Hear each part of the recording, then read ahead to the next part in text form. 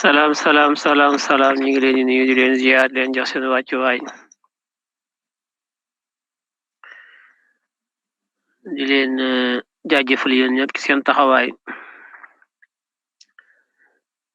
di wax ngeen partager ko ñu yaatal ko ñoo ngi ci Facebook bi ak ci YouTube bi di nekkuñu ci TikTok bi ñu ngi ci Facebook bi ak YouTube bi ñu jàpp ci yaatal ko mu yaatu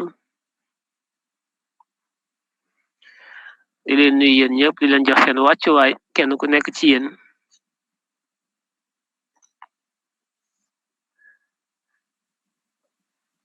di am mbégte ci dajawaat ak yéen fii bëgg a def ak yéen waxtaan ci aspect boo xam ne dama jàpp ne aspect bu am solo la ci xeex bi ñuy xeex ndax souvent dañu koy xaw a négliger donte campagne bi commencé gul waaye dama jàpp ne war nañ ci mën a def ay waxtaan di ko xóotal daanaa ki def ay waxtaan muy ay waxtaan yoo xam ne c'est thématique ñu bari doon ko apprécier mais depuis quelque temps dama ko xawoon bàyyi ndax xam nga comme dañ ñu njett Ousmane Sonko ñu nekk ci benn bataille juridique yéeg wàcc avec la justice pour éliminer sa candidature ci lañ nekkoon ba bu ngeen xool 3 4 5 mois yëpp dañu bàyyi woon suñuy waxtaan yi ñu daan tàmm di def ak yéen muy di dugg ci ay thèmes sur le plan social sur le plan économique sur le plan industriel agricole géopolitique ak yooyu yëpp nga xam ne dañ ko tàmmoon di def ay waxtaan ñu ajandi woon ko ngir mën a jublu ci xeex bi bataille judiciaire bataille de l'opinion bataille populaire bi ci mbedd mi ngir ñoom état programme bi ñu amoon te mooy fexe ba Ousmane Sonko du bokk ci élection yi loolee moo taxoon ñu bàyyi suñuy waxtaan yi nga xam ne tàmmaloon nañ ko askane ngir jublu ci xeex bi xam na ñun ay paaka ñaari boor lañ suñu wooyee ci xam-xam mën nañoo ñëw ci xam-xam mais suñu wooyee ci gatsa tamit dañuy gatsa parce que projet bi loolu laaj day laaj buñu laajee xam-xam ngay indi xam-xam buñu laajee gatsa ngay indi gatsa loolu liñ ci man xeex nañ ko ci ça fait 6 mois ñu ngi ci combat boobu bataille juridique bataille de terrain xeex gatsa ba taxoon ñu aj waxtaan yi nga xam ne tàmmoon nañ ko ak yéen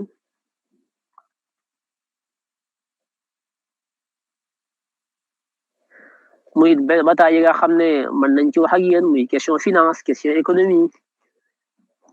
question éducative agricole et industrie question monétaire géopolitique géostratégie géoéconomie les questions liées donc aux relations internationales, la coopération bilatérale, multilatérale, le système des Nations Unies, nga xam ne thème yooyu yëpp la question sanitaire, le nouvel ordre mondial yëpp nga xam ne doon nañ ci def ay waxtaan ñu ajandi woon ko ngir mën a ñëw ci xeex bi nga xam ne moom lañ doon def boobu ba léegi ngir bëgg suñu candidat bi Ousmane Sonko bokk ci élection yi ndax xamal fi Macky Sall jëm ak li mu ko bëggoon a def mooy éliminer ko comme ni mu ko yàgg defee saa yu élection ñëwee.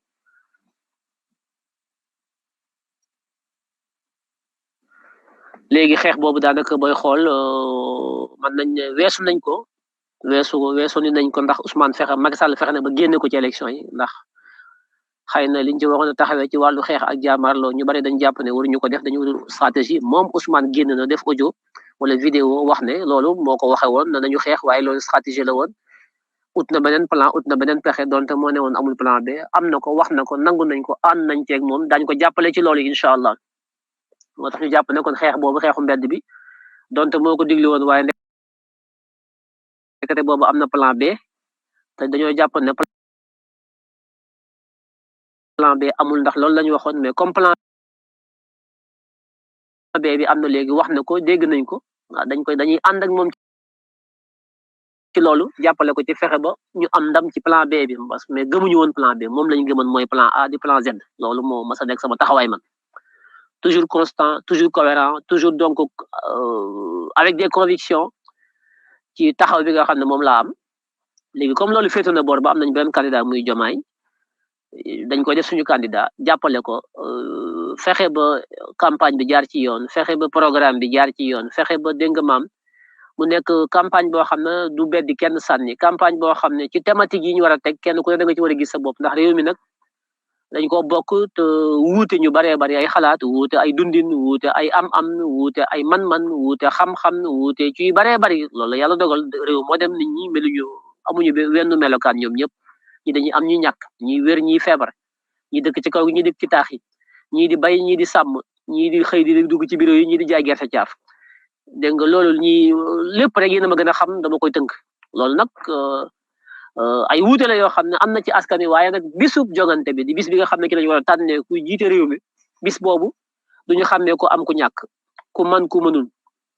kuy bay ak kuy sàmm kuy napp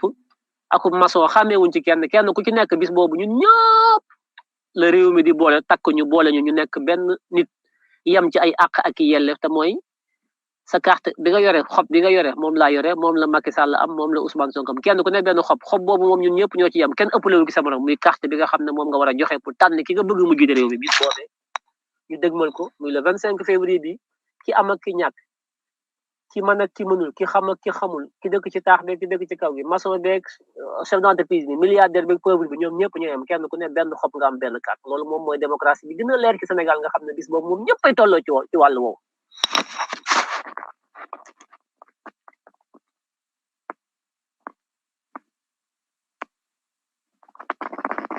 dinaa ñëw ci commission d'enquête parlementaire bi wax naa ki sànq mais dama ko def ci TikTok bi mais dinaa ci ñëwaat ci kanam su may avant may pare def naa ko sànq ci TikTok bi mais tey maa ngi YouTube ak Facebook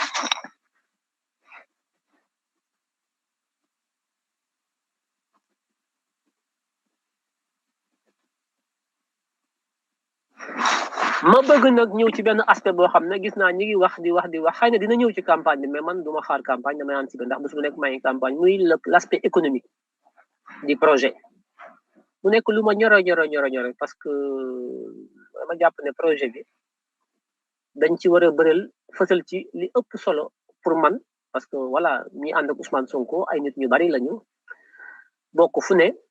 wuute ci ay xalaat léeg-léeg mën nañ ne parti bi projet bi benn projet la mais ñu nekk ci projet bi dañuy am seeni xalaat yu wuute dafa am ay courant de pensée yi mooy sur le plan économique mën naa am ñu nekk ci projet bi ñoo xam ne man ak ñoom dégguñu mënuñoo bokk le courant économique maanaam ni ñuy xalaatee ci wàllu koom-koom bokkul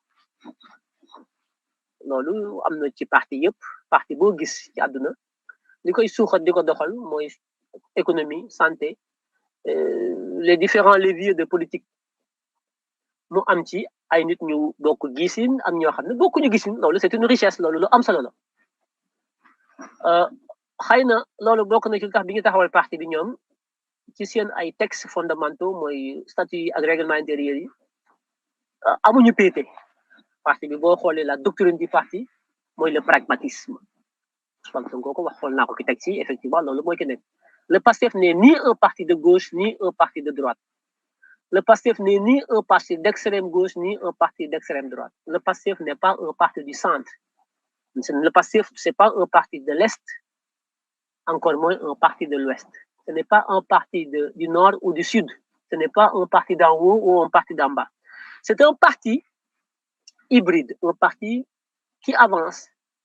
un parti qui cherche le progrès social à travers le pragmatisme, l'intelligence du moment, le pragmatisme du moment. Et ça, c'est important. C'est important.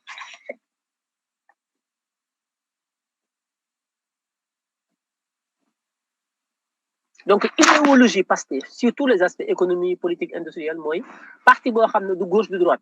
Waye parti la bo xamne fu mu gis idée bu baax. Parti bo xamne fu mu jappé né li moy li gën ci askan wi,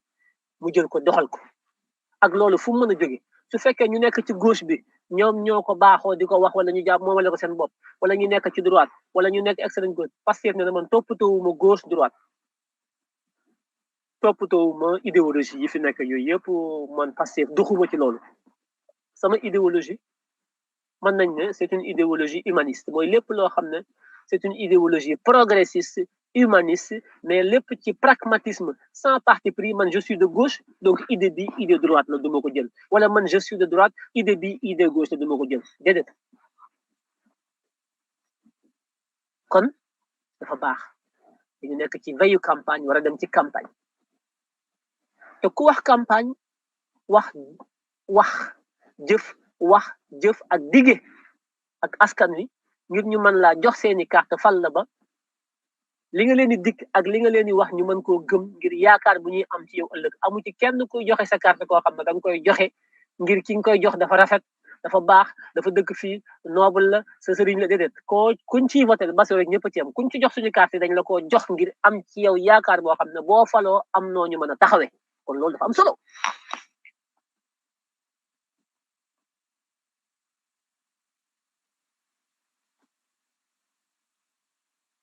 moo tax man dama bokk ci ñi nga xam ne ci biir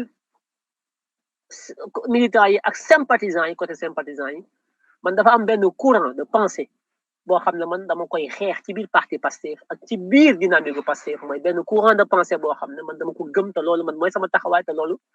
dama koy xeex pour mu taxaw mooy man le côté pragmatisme le côté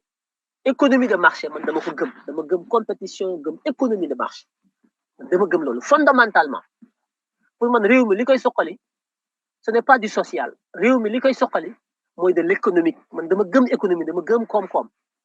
dama gëm la dynamique de création des entreprises la dynamique de création des richesses dama gëm réew moo xam ne koom-koom moo koy lal man gëwuma réew moo xam ne day dox ci ay dimbalante ak jàppalante loolu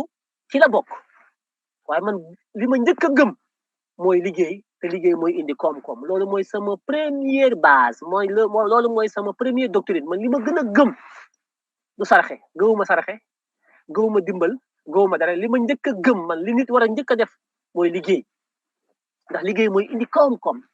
bu ñu liggéeyul koom-koom du am su koom-koom amul doo am yërmande doo sarax kenn doo dimbali kenn te nit bala mun a naam ne fa kii dimbali dafay fekk mu am kii am mooy kii liggéey ku dul liggéey mënoo am xanaa ngay sàcc kon fondamentalement priorité li nga xam ne moo jiitu ci politique mooy fexe ba wax nit ñi liggéey waaye pas social Sénégal dama gis ñu am vocabulaire boo xam nañ ko tàmm loo wax ñu am social kii def social ku mën social la ku baax la gis nga loolu mooy yàq réew mi kees gu ñu fi këpp social la ku këpp tàmmal nit ñu lu yomb jël xaalisu nguur di ko séddale ay nit wala di dik nit ñi su ma faloo naa leen jox lii naa leen jox lee naa leen may leen loolu amul fenn adduna bi amul lu ñuy séddale lu ñuy sëgg di for luñ fiy jox nit ay nit a ko liggéey dañuy liggéey ba noppi soog a mën a dimbalaat ku dul liggéey mënoo am payoor ku amul payoor mënoo dimbali sa bopp bay dimbali kenn kon ñun ku mel ne man damay xeex à côté de Ousmane Sonko fexe ba ñu jiital liggéey jiital dignité jiital koom-koom buy jóge ci liggéey pas koom-koom boo xam ne da ngay tàllal sa loxo ñu la ko jox ngeen tuddee ko social man gëwma social a priori li ma gëm d'abord mooy liggéey bu ñu liggéeyee ba am richesse soo ko xool ñi nga xam ne ñoo ëpp ci askan ñi ngi dund ci seen liggéey ñi ci des nga xam ne mënuñoo dund ci seen liggéey dañoo laggi dañoo am ay tawat dañoo feebar wala boog dañoo seen loxo jël seen ginnaaw ndax dañoo néew doole wala jànguñu wala mënuñoo bokk ci ñi liggéey di am nga xam ne ñooñu lim bu ndaw lay doon ñooñee la ñuy faggul social ndax ñëpp mënuñoo liggéey il faut que am ci ñoo xam ne duñu liggéey waaye ñi war a ñàkk liggéey ab lim bu ndaw la war a nekk ci ñiy liggéey liggéey bi moo war a nekk priorité moo war a ëpp ci réew mi moo war a daj askan wi yëpp képp ku mën a liggéey am xam-xam amum njàng wala am métier dañoo war a fexe ba nga am liggéey di ci dund ndax loolu mooy projet bi waaye mënuñoo taxawal ab projet ci yelwaan mënuñu koo taxawal ci ay dimbal mënuñu koo taxawal ci social du soqali am réew ndax social ak ndóol la te ak ndóol kenn mënu koo suuxat ci am réew man dama bokk ci fondamentalement ñoo xam ne damay taxaw suba bu Ousmane Sonko fa la wala Bassirou wala ku mën doon di xeex pour que alalu réew mi ñu di ko orienté ci ñuy créer ay entreprise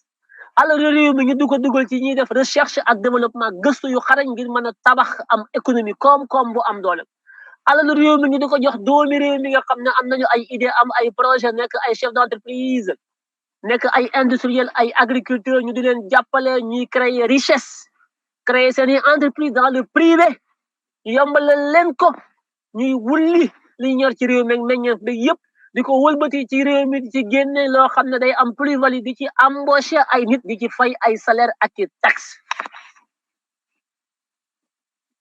loolu laa gëm te loolu dafa war a feeñ ci campagne bi li may wax nii dafa war a feeñ ci campagne bi dafa war a dugg ci programme Bassirou Diomaye Faye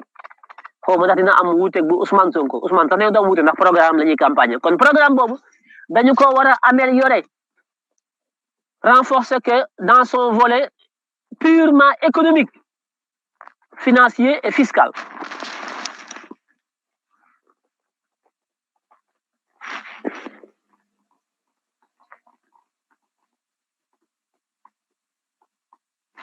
Pourquoi ma di ko wax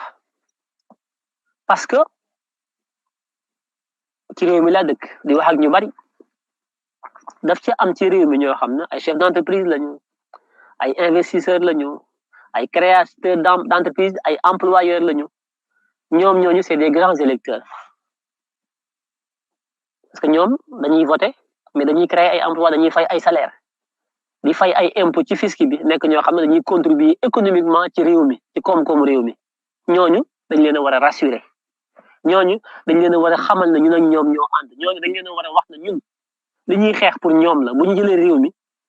dañuy créer ay conditions yoo xam ne ñoom dañuy mën a am accès au crédit bancaire avec des facilités ñun bu ñu jëlee réew mi dañuy am une politique fiscale boo xam ne daf leen di inciter di leen encourager pour que ñoom ñu mën a créer ay emplois créer ay richesses payer des taxes payer des impôts payer des salaires ñooñu dañ leen war a rassurer xam leen ne ñun duñu seen ay noon ñun jëluñu réew mi pour jël alalu réew mi di ko séddale nit ñi di ko lekk déedéet dañu jël alalu réew mi pour du ko dugal ci fi nga xam ne bu ñu ko fa dugalee muy am njàng indi xam-xam dugal ko foo xam ne ci ay laboratoire bu ñu ko fa defee ñu mën faa génn ay mbir yoo xam ne laboratoire yoo ko génn ci wàllu technique wàllu industrie wàllu mécanique wàllu science wàllu médecine wàllu agriculture wàllu biologie wàllu bio agricole wàllu lépp loo xam ne day def recherche développement fa la ñuy def alalu réew mi ngir di lan càmbar xel yi ñuy xel li ñu di ci mën a togg économiquement koom-koom boo xam ne dina mën a dundal nit ñi kon secteur privé national du Sénégal les investisseurs sénégalais les hommes d'affaires sénégalais les entreprises sénégalais ñi nga xam ne ñooy embauché nit ñi di leen fay chaque fin du mois di fay salaire di fay ay taxes ñooñu c'est des doubles sénégalais ay sénégalais lañ comme yéen ak man di fay ay salaire di fay impôt ba noppi di voter comme yéen ak man kon ñooñu dañoo man lu bari ñoo xam ne mënuñu ñooñu dañ leen war a boole ci projet bi parce que le patriotisme économique Ousmane Sonko di wax patriotisme du rek ay social ak patriotisme dafa fekk aussi nga fekk ay sénégalais yoo xam ne ay chefs d'entreprise lañ ñu dooleel leen comme Emmanuel Macron bu jógee di tukki à l'étranger day jël les entreprises françaises yóbbaale leen fu mu dem di leen xeex la pour ñu am ay part de marché di gagner ay milliards di ko yóbbu France le président américain buy tukki da jël ay hommes d'affaires américains di leen yóbbu le président canadien le président chinois turc Maroc ñëpp a koy def ba mu des ñun Sénégal ñun lu ñu am jox ko tubaab yi ak naar yi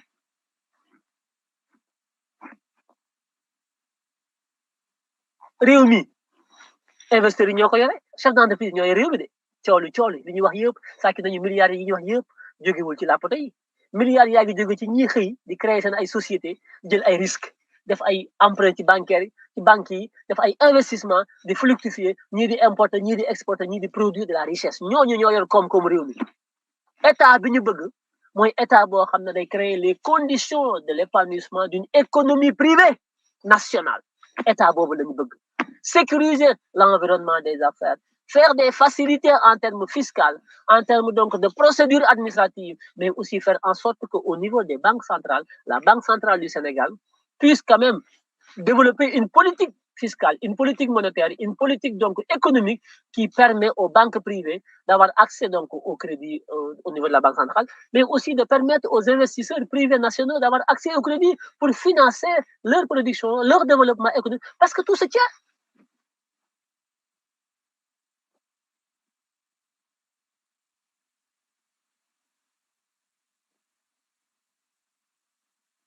lii nag du live boo xam ne xëy na am ñoo xam ne duñu comprendre mais ñi may waxal parce que électeurs yi du rek voilà ñuy yuuxu nekk ci mbedd yi wala Bassirou Sonko peut être non non ñooñu ci lañ d'accord ñooñu bés bu nekk ma live mais live bi dafa am cible dafa am ñu may ciblé ñoo xam ne ñoo tax may live ma bëgg leen rassurer bëgg leen wax ne ñoom dañu war a am confiance ci projet bi am confiance ci candidat bi muy Diomaye xam ne projet bi su ñëwee du nekk un projet boo xam ne un projet populaire un projet populiste un projet boo xam ne social ak injuste d'accord on va se battre tout ça mais nous voulons une économie un secteur économique boo xam ne assaini sur le plan éthique nga xam ne du am corruption du am njuuj njaaj du am ku ma ndey ku ma amul ndey parce que effectivement quand on luttera contre la corruption bi nga xam ne bu ñu ñëwee ak Diomaye ak Sonko dañuy dindi lépp luy guerre ak xeex ak corruption dañ koy dindi ci secteur des affaires loolu dafa am avantage ci homme d'affaires yi les chefs d'entreprise parce que corruption bi ñoom mën na am avantage ci ñoom mën na am inconvénient ci ñoom parce que bu fekkee da ngay corrompre pour am ku la ëpp doole moo lay gën a mën a corrompre pour xañ la part de marché mais bu fekkee dañoo dindi lépp loo xam ne corruption ci circuit des parts de marché yi la li lay mën a may marché mooy compétition si tu es compétitif tu gagnes des marchés si tu n'es pas compétitif tu gagnes pas de marché donc le secteur est assaini de façon à ce que tu ne peux plus perdre des parts de marché parce que dafa am ku jaar ci sa kaw jël alal jox ko kooku jox ko marché bi donc l'environnement des affaires lutter contre la corruption pour une bonne gouvernance dafa nekk intérêt sax le secteur privé national qui investit ñoom dañoo am intérêt ñoom pour que effectivement ñu mën a def ay marché public yoo xam ne dootul am corruption du am dara que le meilleur gagne.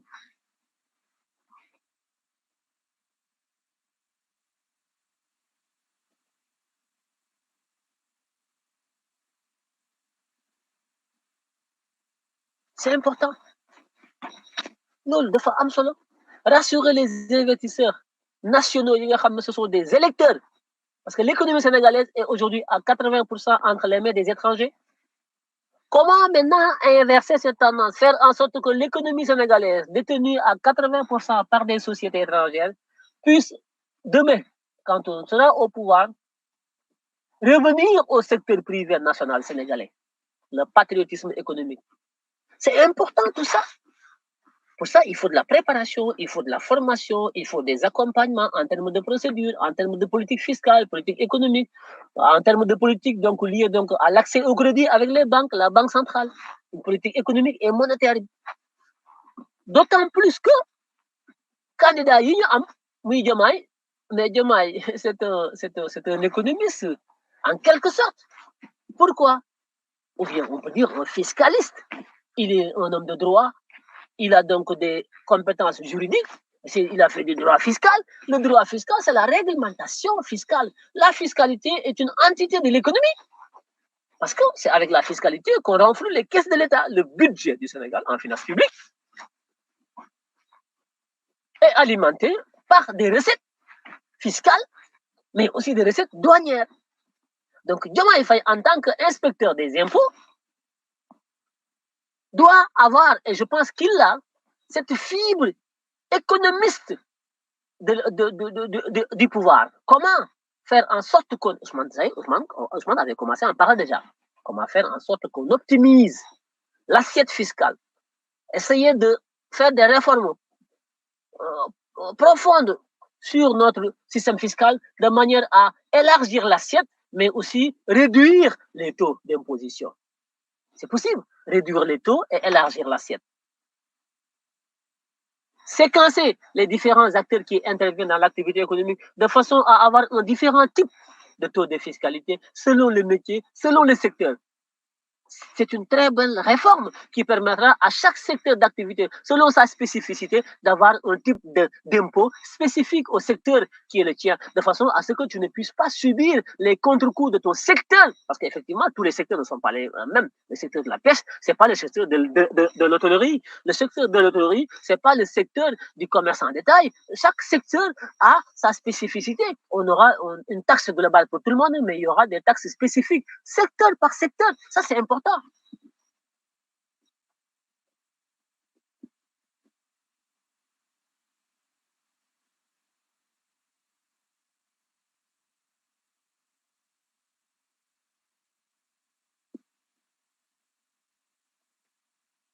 Il y a des gens qui n'ont rien compris. Ils passent leur temps à écrire, à commenter, à raconter des conneries. Que le projet, tout le monde le connaît. Il faut d'abord élire Diomaye. C'est quoi ces délires? Un certain Souleymane Diatta, l'officiel. Le projet, tout le monde le connaît. C'est quoi le projet? C'est quoi le projet? Souleymane Diatta, l'officiel. C'est quoi le projet? Tout le monde le connaît? Tu as vu cette prétention de dire que tout le monde le connaît? C'est grave de dire ça. Il faut d'abord élire Diomaye. Diomaye ne sera pas élu sans le projet. C'est le projet qui élit Diomaye. Quand on n'explique pas le projet, on ne peut pas élire Diomaye. Il ne faut pas être dans le populisme. Il ne faut pas être dans le terre-à-terre. C'est le projet qui élit Diomaye. C'est l'explication du projet. C'est le détail du projet qui élit Diomaye. Mais ce n'est pas Diomaye qui soit élu. On ne fait pas la charrue avant les bœufs. C'est le projet, la pertinence du projet, expliquer aux citoyens. Il ne faut pas avoir la prétention de savoir que tout le monde le connaît. C'est pas vrai ça. C'est de la facilité. Il ne faut pas tromper Diomaye. Il faut pas dormir sur ses lauriers. Si tout le monde le connaît, il faut le prouver. Il faut faire ce que je fais. Expliquer la pédagogie. Mais il ne faut pas être dans les réseaux écrire, c'est facile être derrière un clavier et dire que le projet, tout le monde le connaît. C'est faux. Tout le monde le connaît. C'est faux. Il ne faut pas dire ça. Si tout le monde le connaissait, on ne serait pas là on ne serait pas là à nous fatiguer. C'est pas Diomaye qui élit le projet, c'est le projet qui élit Diomaye. Donc si le projet n'est pas expliqué au détail, rassuré, tous les secteurs, tous les segments de notre vie, les agriculteurs, les investisseurs, les industriels, tout le monde, secteur par secteur, expliquer le projet de façon à les rassurer, à les inclure dans le projet. Il ne faut pas être facile. Moi, je ne suis pas comme vous. Il faut être dans le détail, être méticuleux, être pédagogue, expliquer, encore expliquer, comme le fait le forgeron. Quand le fer est chaud, il tape, il donne des coups de marteau. Plus il donne les coups de marteau, plus la pièce sera belle. Il faut savoir taper sur le fer pendant qu'il est chaud pour avoir une belle pièce au froid. Mais jaaxaan rek naan oui projet bi di wax nekk dans vos rhétoriques à 2 balles. C'est pas comme ça qu'on va élire les Bassirou Diomaye Faye. Arrêtez la paresse.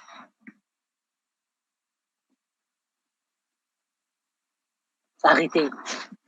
Quand les gens font des efforts pour expliquer le projet sur le plan économique, sur le plan fiscal, sur tous les aspects, nga toog ci live naan ngay projet bi ñëpp ko xam dañu war a fal Diomaye. Sur la base de quoi ngay fay Diomaye? Diomaye pour nga fal ko il faut nga dem Saloum wax waa Saloum yi ne leen yéen gerte ngeen di bay gerte li ngeen ci am 60 ans de gerte lan ngeen ci am lan ngeen ci am que bu ñu faloo ñun dañuy fexe ba suuf si ngeen di bayee gerte gi ñu tiitari leen ko mu nekk seen suuf ngeen am ko ci papier la réforme foncière mu nekk benn propriété nga suuf si nekk ci sa këyit valeur la su nekkee ci sa këyit boo demee ci banque bi lebal la xaalis nga mën a bay mais banque bi du la lebal xaalis tant que ci suuf si nekkul ci sa tur waaye banque bi du la lebal xaalis tant que li nga ci bay aussi amul ay avantages donc daañu former accompagner les agriculteurs sous forme donc des pôles de compétitivité économique régionaux les 6 pôles yi nga xam ne ñu ngi ci projet day am des convergences donc infrastructurelles yoo xam ne sur le plan économique industriel sur le plan des infrastructures sur le plan donc de la transformation agro-industrielle sur tous les aspects zone bu nekk ñu xool yan plus-value la fa am yan avantage la fa am comparatif par rapport à d'autres ñu axer le développement local du pôle à travers donc son avantage comparatif. L'agriculture est transversale au Sénégal. On va faire en sorte qu'il y ait une réforme d'abord foncière sur le foncier,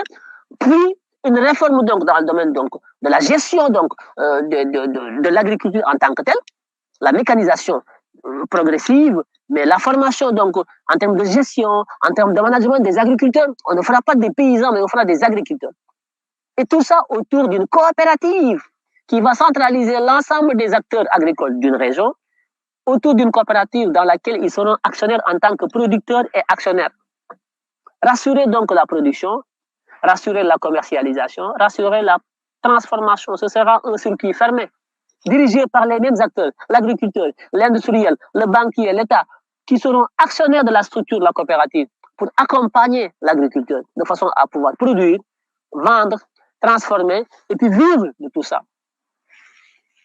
loolu dafa laaj pédagogie dafa laaj dugg ci àll bi wax ko ci olof wax ko ci séeréer ci làkk yëpp nit ñi dégg ko nga ne non le projet est connu il faut que ñu fal Diomaye quoi tu te rends compte vous vous rendez compte.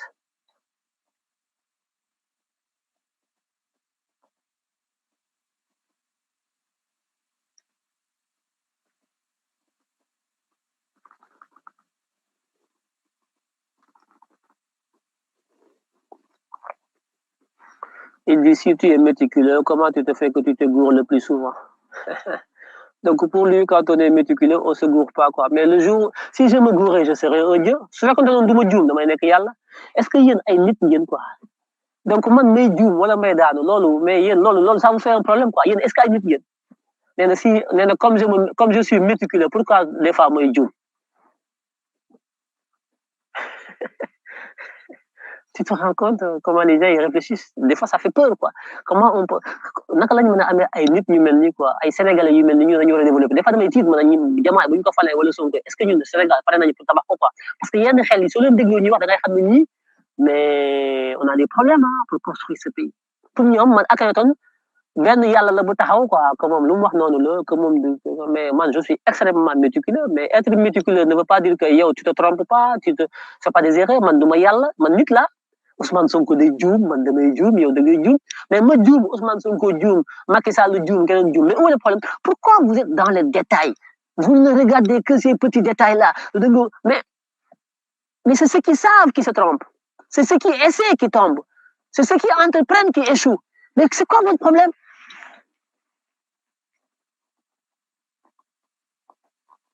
Mais il y a des esprits, comment on peut construire ce pays avec des esprits comme ça? Vous vous rendez compte?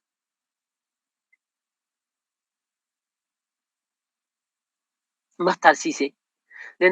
si tu es méticuleux, comment ça se fait que tu te gourres très souvent ces derniers mois?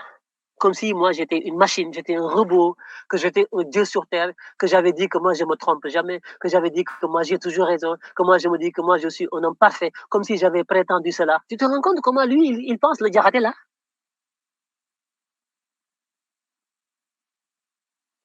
Bon, bref, on continue parce qu'il y a du tout aussi pour faire au monde. C'est dommage, mais bon, c'est comme ça. Mais il ne faut pas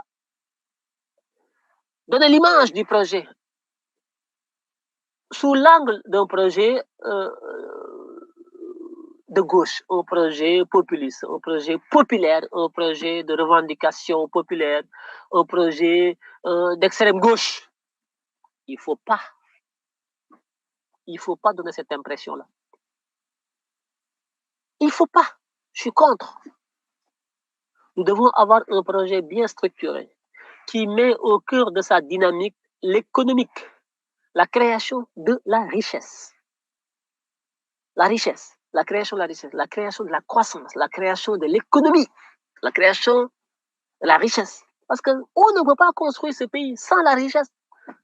réew mi kenn mënu koo tabax du ci wàllu santé du ci wàllu mbay du ci wàllu napp du ci wàllu dara sans koom-koom te koom-koom liggéey moo koy joxe kon suñu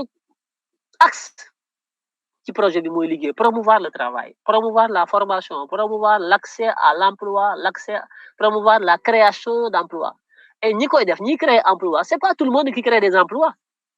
ce sont des chefs d'entreprise qui créent les emplois kon ñoom suñu ay partenaires lañu dañ leen a war a rassurer dañ leen a war a inviter dans le projet dañ leen a war a sécuriser xamal leen ne ñun lii ñuy xeex bu ñuy faloo ñoom ils auront leur mot à dire dans nos plans de stratégique de développement économique et social ñoom ci lañ bokk le secteur privé national sénégalais dañ leen war a accompagner ce sont nos partenaires ce ne sont pas nos ennemis on ne demande pas à avoir le pays pour jël budget bi di ko saam di ko joxe non non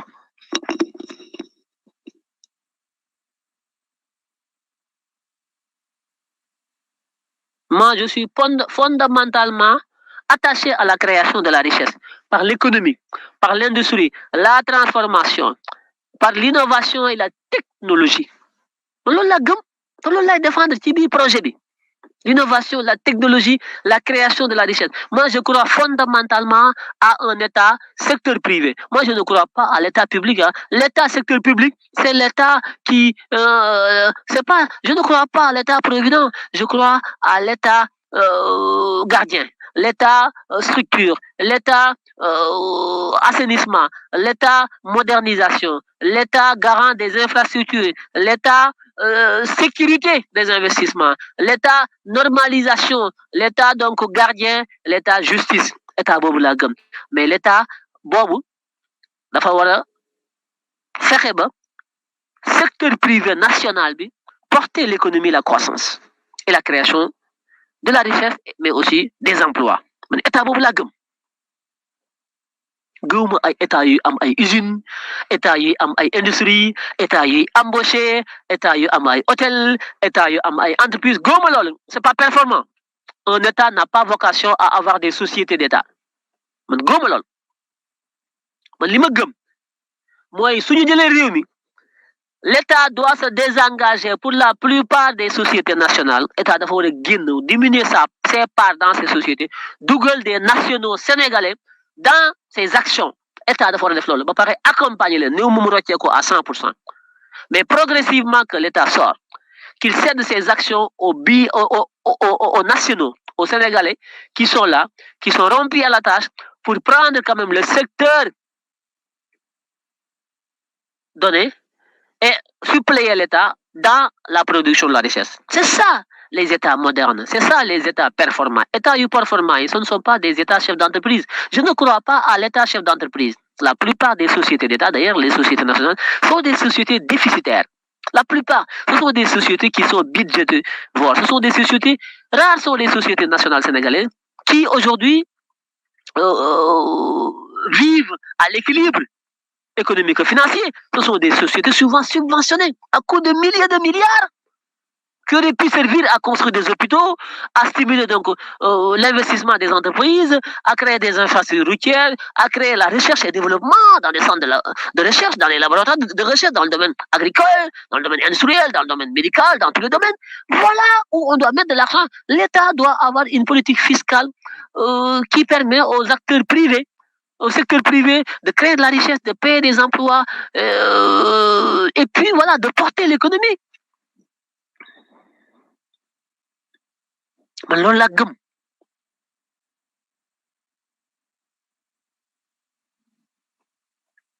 loolu laa gëm tey société état yu bari Sonacos boo demee dañu déficitaire ay Sonacos ay Senelec subvention la ñuy dundee l'état ne donne que de l'argent subvention mais nañ ko privatiser mais nag pas avec n'importe qui. Il faut pas privatiser ces sociétés-là avec des Sénégalais qui ne sont pas prêts. Il faut formater les esprits, faire télécharger certains logiciels à certains Sénégalais patriotes, engagés, modernes, décomplexés, qui disposent des outils de management modernes. Ils savent comment faire, mais ils sont patriotes. Ces gens-là, l'État doit se désengager de ces sociétés-là pour leur céder ses actions, de façon à ce que l'État se contente désormais de récupérer des impôts, des taxes et tout ça. C'est ça une société. Les États modernes n'ont pas de société. Les États modernes libèrent leur société et récupèrent les taxes et les impôts. C'est ça les États modernes.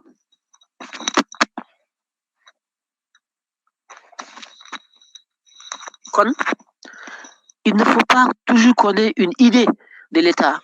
L'État qui va dimbali, l'État buy jox ay nit, l'État boo xam ne su faloo day jël budget bi saam ko jox nit fii social. Je ne suis pas contre le social parce qu'il n'y a pas un modèle parfait comme il n'y a pas un être humain parfait. Nit ku mat amul, modèle bu mat amul. Modèle boo mën a teg économiquement modèle bi mën na dox à 80% mais dina am 15, 20, 25% yoo xam ne ñooñu ce sont des ratés du modèle. Mooy ñi nga xam ne ils sont au chômage, ñi nga xam ne ils sont malades, ils sont handicapés, mënuñu liggéey, ñi nga xam ne ils vont forcément vivre des minima sociaux. Ñooñu effectivement il faut que ñu créer benn filet de solidarité sociale boo xam ne comme ñoom mënuñu dem dans le système économique qui fonctionne, parce que ñoom effectivement ce sont les ratés du système, il faut qu'on les prenne en charge au nom de la solidarité nationale. Je suis parfaitement d'accord là-dessus. Mais avant de pouvoir prendre en charge des gens qui sont donc laissés de côté par le système de mes défendus, il faut déjà que le système ait eu à créer une richesse, une plus-value. Il faut que le système quand même puisse dégager du cash flow pour qu'on puisse quand même venir en aide à ces gens-là. Mais nous, l'État, on collecte les budgets, l'impôt, les recettes, c'est pas viable.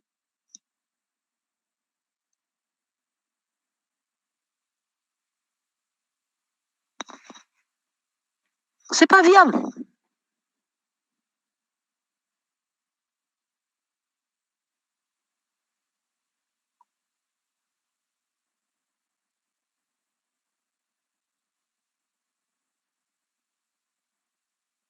Donc, nous devons être très explicites et très clair là-dessus par rapport donc à tout ce qui évolue dans le secteur privé national. Tous les Sénégalais gorgorlou qui aujourd'hui ont des petites boîtes, certains même sont dans le secteur informel.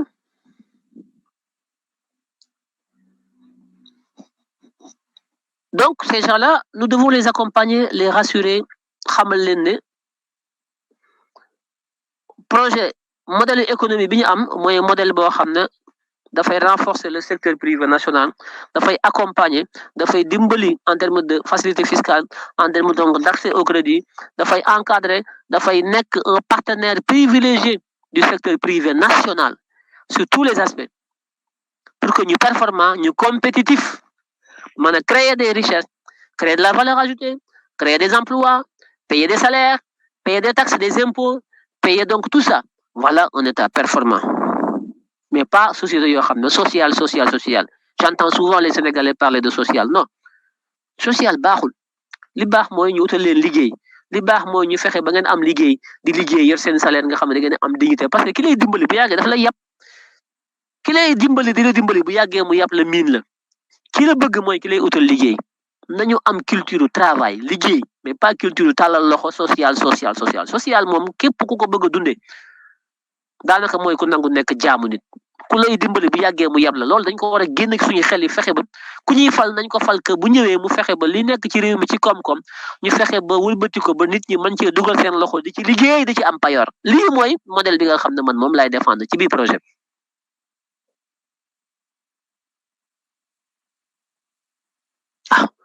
dëkk yi dem ci àdduna bi yëpp noonu lañ def am nañu pétrole am nañu gaz am nañu zircon am nañu jën pêche ci géej gi am nañu ay suuf su tàlli am nañu ndox am nañu maraîchage am nañu phosphate mais lan moo ñu manqué am nañu or à Sabadola lan moo ñu manqué ay nit yu gëm économie ay nit yoo xam ne yu taxaw ak état bu taxaw état boo xam ne du dox ci corruption état bu bëgg réew mi état bu patriote état boo xam ne day ànd ak aw askanam di leen jàppale waxuma di leen may waxuma di leen sarax waxuma social déedéet état boo xam ne day taxawal ay banque yoo xam ne wala mu ne banque centrale bi nekk ci réew mi damaa bëgg xaalis bi nga yombalal ko banque privée yi nga xam ne aussi dañ ciy dugal sénégalais yi parce que banques yi nekk Sénégal yu ci bari étranger yi ñoo ko moom il faut que ñu nationaliser yenn banques yi jox ko sénégalais yi waaye nag gérer banque gérer société dafa am état d'esprit bu ko gérer de mënoo gérer banque gérer société bëgg a yor ñeent jabar di joxe dépense fii juróomi xar doom yu bari kër yu bari 4-4 fii kër loolu tamit dépense la donc dafa am loo xam ne tamit àndul ak développement donc am na ay sacrifice yoo xam ne ci suñu ni ñuy dundee ci suñu façon bi ñuy dundee ak ni ñu bëgg a dundee nga xam ne ça coûte excessivement cher lépp xaalis la boo ko bëggee dundee tamit il faut ngay këpp kees société bu ñu la jox nga yàq ko 4-4 yu bari ñeenti kër ñeenti jabar ñeenti dépense ñeenti xaru tabaski ñeenti màggal ñeenti gàmmu lépp nga bëgg ko def loolu tamit xaalis la ñu ci bari loolu moo leen dugal ci ñu këpp kees donc am na loo xam ne il faut que ñu muñ ko waaw tubaab yeeg naar yi gënuñu ñoo performant lu dul benn jabar la ñu am ñetti doom yoruñu fukki kër ki joxe fi dépense ki nekkuñu ci ay événement yu bari donc seen salaire yi ñu am dañ ciy mën a dund loolu tamit nañ ci bàyyi xel ay révolution yu mag la laaj dafa laaj ay changement de mentalité ak paradigme yu bare yoo xam ne bu ñu bëggee soqal réew mi il faut que tamit ñu am lu ñu xañ suñu bopp ci wàllu bakkan ci wàllu aada ak cosaan ci wàllu nu ñuy dundee il faut que ñu xam loolu aussi waxante dëgg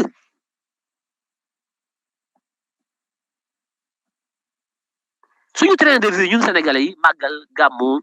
ngénte dëj bëgg a takk ñeent jabar ku ci nekk nga dugg ci kër joxe ñeenti dépense par jour am lu mat fukki doom ñaar fukki doom jëndal leen ay yére école bi scolarité ku feebar nga faj léeg-léeg ñu sollicité la mbokk yi nga joxe fii dimbali fee social fii bu Tuubaa xew la nga dem Tiwaawan nga dem fu ne nga dem fa mais loolu xaalis moo koy def mbokk yi nañu waxante dëgg mais foo ko jëlee ban salaire nga war a mën a am bu mën a gàddu loolu ban salaire nañu waxante dëgg mbokk yi bu ñu naxante ñi ci bari ñi ngi këpp kees yi loolu moo tax ñu koy këpp parce que charge yi ñu leen teg ak ndimbali koo ci fal ay mbokkam yaakaar ne sotti na tekki na daf ñoo war a dimbali koo ci dimbali wul mu xas la te yow li nga am pour dund la wàññi sa train de vie fexe ba li ngay fayeeku comme salaire nga fexe ba organiser sa dund ci li nga am ci sa koom-koom mu lew la domb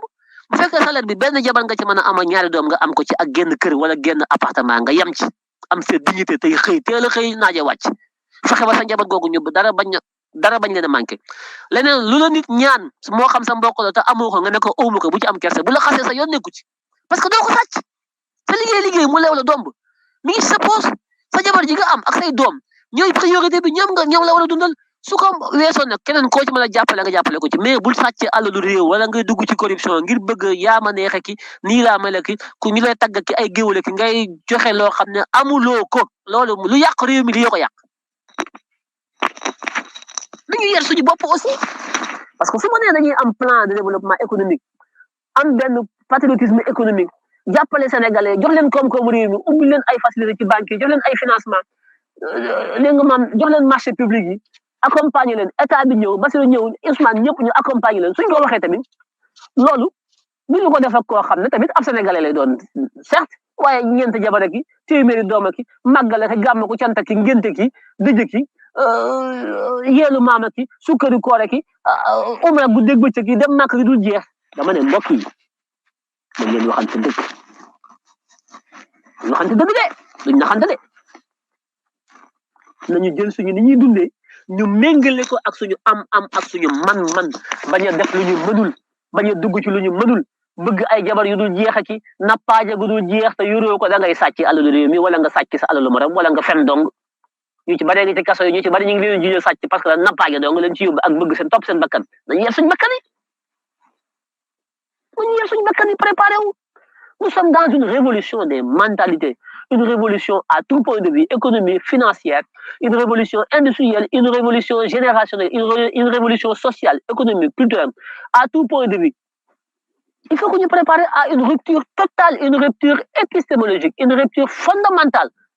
aussi bien sur nos comportements, nos cultures, sur plein de choses. Il va falloir faire des ruptures fondamentales pour pouvoir asseoir un modèle de développement économique qui correspond à une nouvelle réalité que nous allons inventer.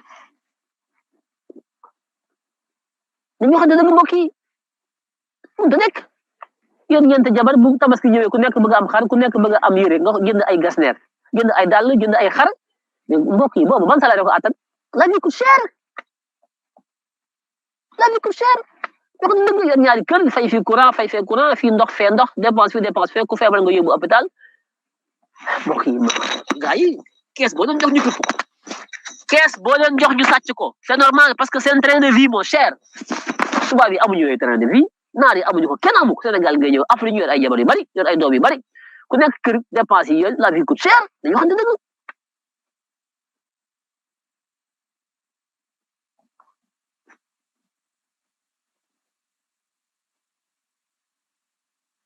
donc bu ñu nëbbante les sujets tabous là fii rien n'est tabou nañu teg lépp ci kaw taabal ji pencoo ko nañu waxtaan nañu waxante dëgg waxtaan amul loo xam ne war nañ ko wax tabou suñu papa yeeg suñu yaay yeeg suñu maam yi ñoom ci loolu lañ nekkoon mënuñu leen a yedd seen génération dund nañ ko mais ñun ñii nous sommes une génération de rupture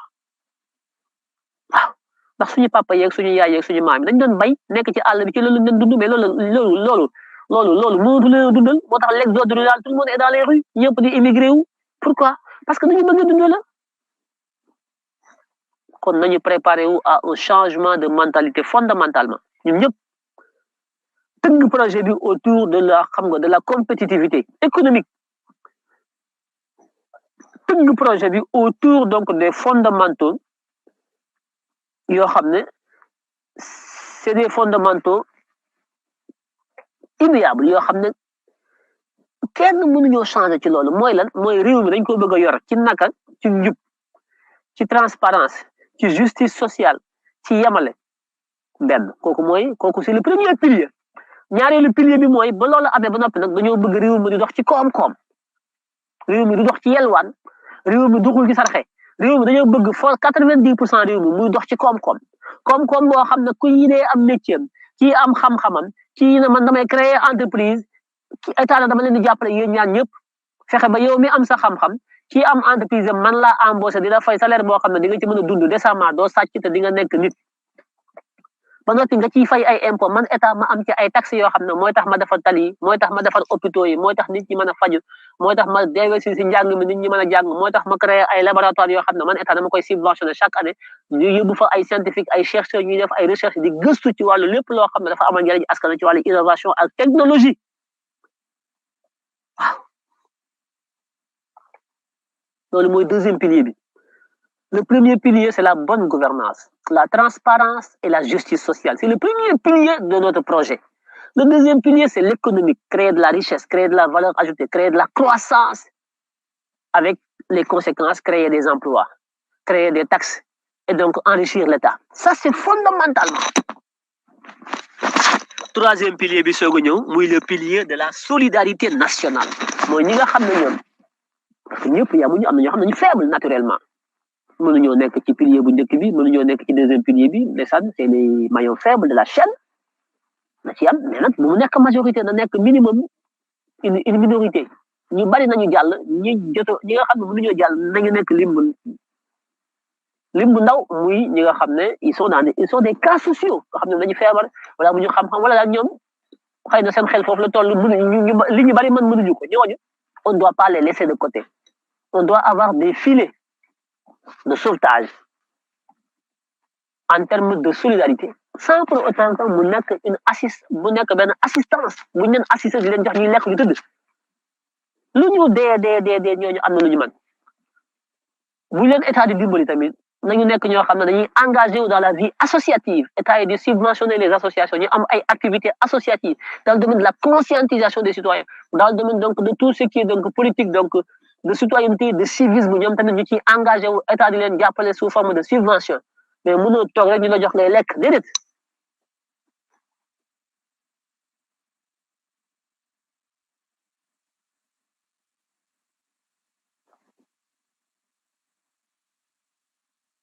C'est ça. Donc, je ne suis pas contre le social, mais le social, moi, c'est mon dernier pilier. La bonne gouvernance, la transparence et l'équité, la création de la richesse par l'économie et la distribution de la richesse par le social, la solidarité nationale. Voilà les trois piliers fondamentaux qui doivent gouverner le projet que nous portons aujourd'hui. Et cela doit être expliqué de façon claire. Ci làkk yëpp wolof pël soose joola mandeng malenke jaxanke tout dugg ci àll bi wax ko nit ñi xam leen na ñun Pastef projet bi mu yore du projet gauche droite du projet pël joola projet bu pragmatique la projet boo xam ne bu ñu demee Fongolemi mi ca Salémata ca Kédougou la fa war a am loolu lañ fay def bu ñu ñëwee Dakar li fi war a am lañ fiy def bu ñu demee Njàmbur dañuy xool ñoom seen spécificité ci loolu la ñuy ànd ñoom ça c'est du pragmatisme ce n'est pas benn projet de gauche ou de droite boo xam ne projet bi yow moom ngay téye foo dem rek même modèle bi nga fay appliquer c'est pas comme ça quand on est de gauche ou de droite on a une même politique uniforme boo xam ne boo demee Ziguinchor même politique bi nga fay appliquer nga dem Saint-Louis même politique bi nga dem Salémata même politique bi nga dem Kaolack même politique bi nga dem Dakar même politique moo tax ñi fi jiite réew mi ñëpp boo xoolee 1960 ba léegi ils ont les mêmes politiques gauche comme droite même politique amul différence dafa jot nag ñun ñu ñëw indi une politique nouvelle boo xam ne c'est une politique avec des approches locales une politique avec des spécificités locales yoo xam ne dañu koy mettre en œuvre suivant un nouveau concept qui tourne autour du pragmatisme le pragmatisme mooy maanaam amul idée gauche ak droite idée yi nga am peu importe ban coloration la am l'essentiel mooy na dox le pragmatisme de Deng Xiaoping Deng Xiaoping son pragmatisme voilà.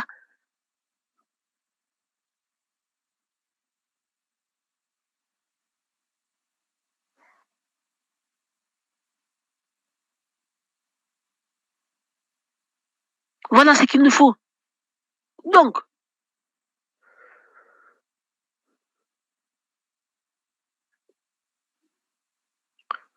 nous avons intérêt donc à rassurer le secteur privé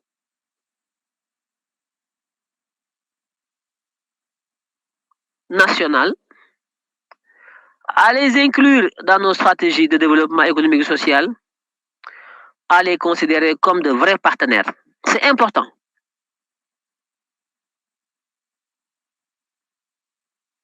C'est extrêmement important.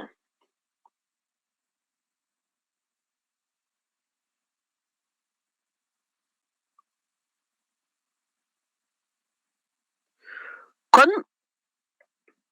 je ne sais pas ce que le parti va faire, la coalition va faire, mais moi, personnellement, je compte mener une campagne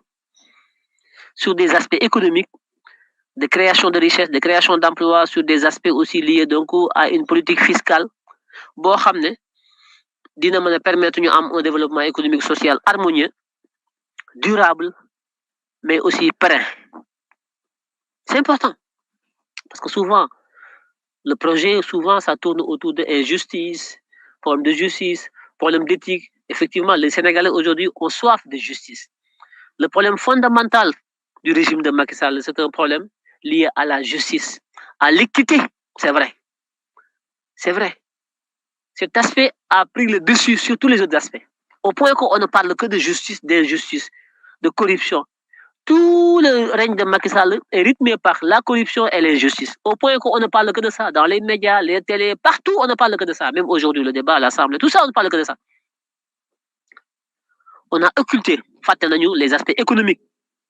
les aspects de développement industriel, agricole, de transformation de nos produits, les aspects liés donc à la politique fiscale, les aspects liés donc à la croissance économique. Non, c'est même pas un débat. Personne n'en parle.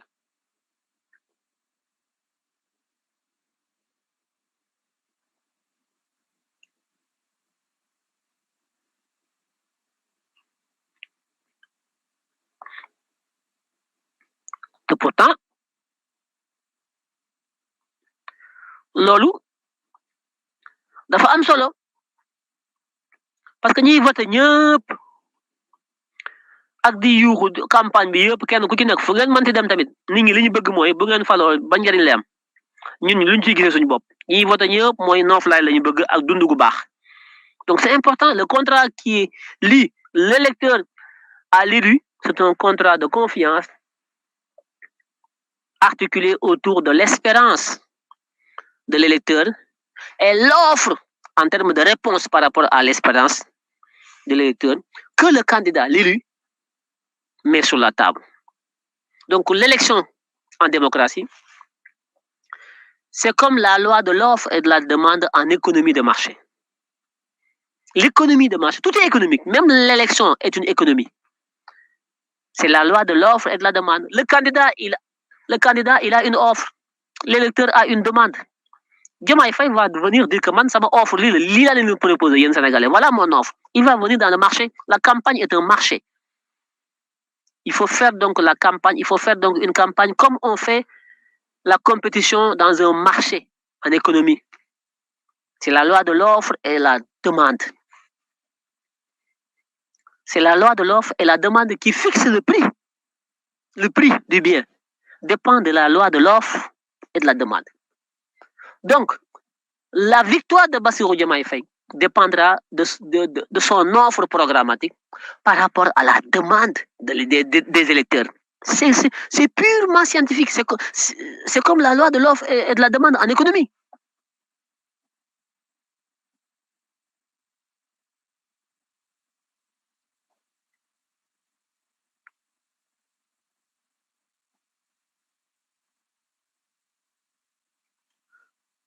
Comme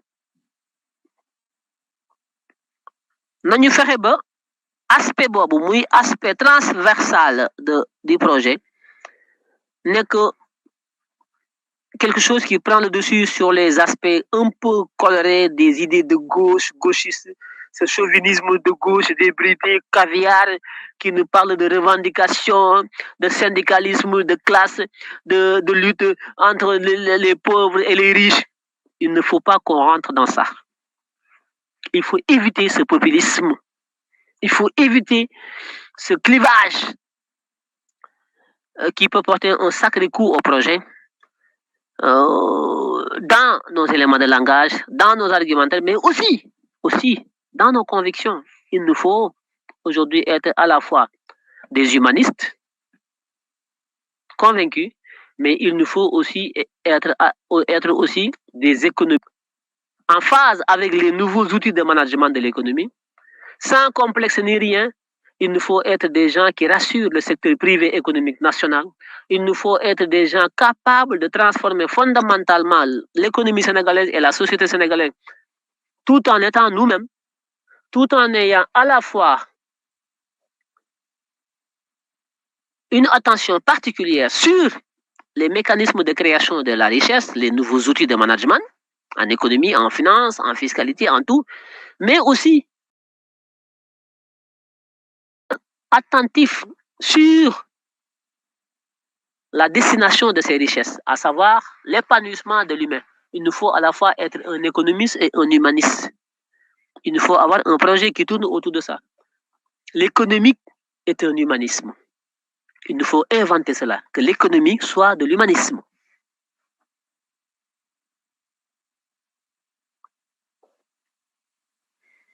ah nee na naa wax olof waaw Bousso waaw li ma bëgg a wax rek mooy bëgguma ñu campagne ci campagne boo xam ne dañ koy jëmale ci wàllu sarax ci wàllu ndimbal ci wàllu social ndax nit bala mu ne naam na fa ki ngay dimbali day fekk nga tane ko kon li ñu war a campagne mooy fexe ba wax nit ñi ne buñ jëlee réew mi ci projet bi ak jomaay dañuy fexe ba taxawal ay jëmtukaay ak i mbir yoo xam ne koom-koom bi nekk ci réew mi daañu fexe ba mu tegu ci doomi réew mi fexe ba jàppale leen ànd ak ñoom ba ñu mën a taxawal ay société bay mën a embaucher ay nit yu nekk ci biir réew mi ndaw ñi ñu mën a dugg ci li seeni entreprise yooyu di fa liggéey am fa ay payoor di fay ay salaire di fay ay taxe état bi tamit am ci xam ndax ku am liggéey di ci dund da ngay fay taxe dund bi da ngay fay kon njëriñu état mooy fexe ba koom-koom bi nekk ci réew mi usines yi fi nekk ak richesse yi fi nekk ak or beeg jën yeeg yëpp ñu fexe ba mu tegu ci loxo état société yi fi nekk te état dugal ci loxoom état na ci rocc loxoom jël ay sénégalais dugal leen fa jox bàyyi leen ko ba noppi nekk ci ginnaaw di leen accompagner ñoom ñuy liggéey di créer ay richesse di créer dégg nga alal ju bari di ci embaucher ay nit di ci fay ay taxe di ci fay état ay taxe état di ki defar ay hôpital di ki defar ay tali di ki defar lépp loo xam ne doomu aadama da koy soxla lii kese mooy état amul leneen waaye lépp nag li ko mën a suuxat mooy ñu jëlee fi guerre jëlee fi sàcc alalu réew mi jëlee fi fen jëlee fi kumba amul ndey kumba amul ndey jëlee fi attekaay yoo xam ne dañuy xool ku ñuy jàllale ku ñu jàllale mu nekk attekaay yu tëddee njaaxaanaay yu mucc yoo xam ne ak guerre yëpp jóge fi loolu bu amee nag koom-koom bii day mën a am nga xam ne léegi réew mi dañuy fexe ba jàngal gone yi utal leen ay métier utal leen liggéey mooy soqali am réew dama bëgg projet bi ñu teg ko ci liggéey bañ koo teg ci saraxe ke yelwaa nekk social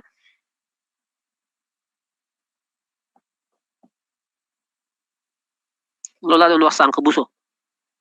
ñu bañ koo teg ci yelwaan bañ koo teg social parce que social moom Sénégal tàmm nañ ko lool ku ne bilaay ku baax la ku mën social la non kii ku baax la nañ ko fal social moytu leen di fal ku joxe social ndax social corruption la guerre la nit ki day fexe ba am alalam dina ci compa ndànk ngir nga fal ko boo ko falee mu fàtte la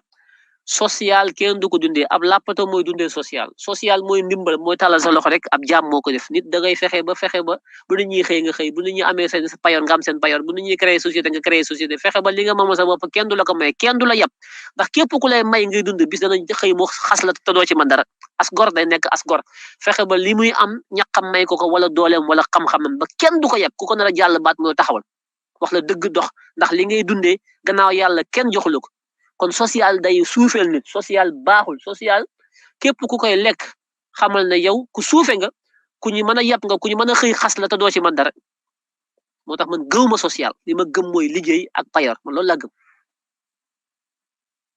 waaw waa PS nag ñoom loolu la ñu xam loo wax ñu ne social PS APR social PDS social tappale social mooy corruption mooy jël alalu réew mi séddale ko ñu ndóol ñi ngir bu élection ñëwee ñu jàppale la loolu mooy corruption mooy guerre loolu du social mooy du ngeen jóge ci ndóol mukk dañ leen di bàyyi ci ak ndóol di leen suuxat di leen may di leen wis pepp moo xam ne askan lekk moom ñu leen koy suy ngeen di cof di cof ba élection ñëwee ñu leen ñoo leen suyoon am pepp kat kon jox leen ñu carte yi ngeen joxaat leen carte yi ñu di leen suy am pepp di leen suy am pepp ba kañ ba keroog ngeen di dee seen doom yi bu ñëwee nekk ci loolu lànk leen loolu au lieu que ñu leen di suy am pepp di jël seen carte yi ngeen leen votel wax leen ñu jox leen am pepp ngeen dem jiyi ko dañ leen jox ay tool jox leen am pepp jox leen engrais jox leen lépp pepp mi nga xam ne moom lañ leen doon suy ngeen di ko cof ngeen bàyyi ko di bayal seen bopp am pepp ndax am ngeen engrais am ngeen lépp di ko jaay yor seen i payoor di ci dund nga xam ne ku la xool nga xool ko ku la joxoñ nga joxoñ ko loolu mooy dëgg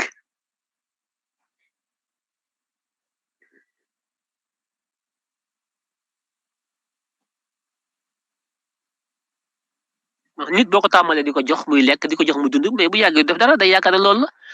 te loolu amul fenn àjjana sax loolu amul yàlla amul lenn loo xam ne da ko fee ñun yàlla yóbbaluñ dara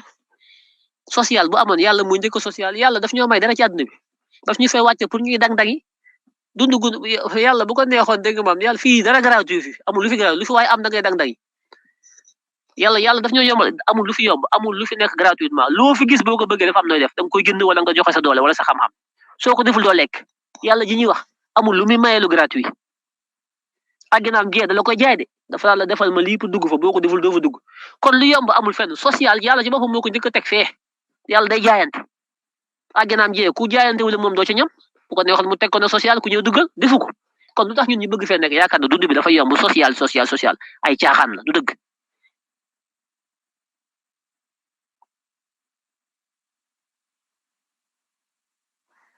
du dëgg kon bu ñu mettre trop en avant l'aspect trop chauviniste de la politique de gauche nous sommes des gauchistes, nous sommes là, nous luttons contre la mondialisation. On ne peut pas lutter contre la mondialisation. On ne peut pas. On ne peut pas. On ne peut pas. La meilleure façon de lutter contre la mondialisation, c'est d'armer tes nationaux. La mondialisation est une force. Il y a des avantages et des inconvénients. Yo, patriote, projet B. Il y a armé sa équipe. La mondialisation, c'est un combat mondial. Les Chinois ont armé des Chinois. Les Japonais ont armé des Japonais. Les Français ont armé des Français. Les Russes, chacun arme ses nationaux pour aller compétir dans le marché mondial. Tu ne peux pas talk oui, je suis contre la mondialisation, mais beaucoup après, tu es contre la mondialisation. Pourquoi tu es contre la mondialisation? Tu ne peux pas. La mondialisation, c'est un marché où on vend, un marché où on achète. Tu es contre. Si tu es contre la mondialisation, tu vas vendre ton pétrole où et ton gaz. Si tu es contre la mondialisation, tu vas importer des jaay. C'est ça la mondialisation. Mais tu es contre. Tu veux tëj say frontières, tëj sa lépp. Na yow lépp am nga ko soxlawul kenn soxlawul tëju amul fenn loolu ñu koy wax xamuñu la mondialisation amna ay avantages amna ay inconvénients la mondialisation n'est pas mauvaise en soi elle n'est pas non plus bonne en soi tout dépend de comment on y rentre et comment on en sort la mondialisation est un marché bu bon ak marché bu baax amul marché mondialisation c'est un marché boo xam ne boo amee sa jën dem jaay boo amee sa yàpp dem jaay waaye marché la boo xam ne boo amee dara ci sa poos dem jënd jën dem jënd jaan dem jënd yàpp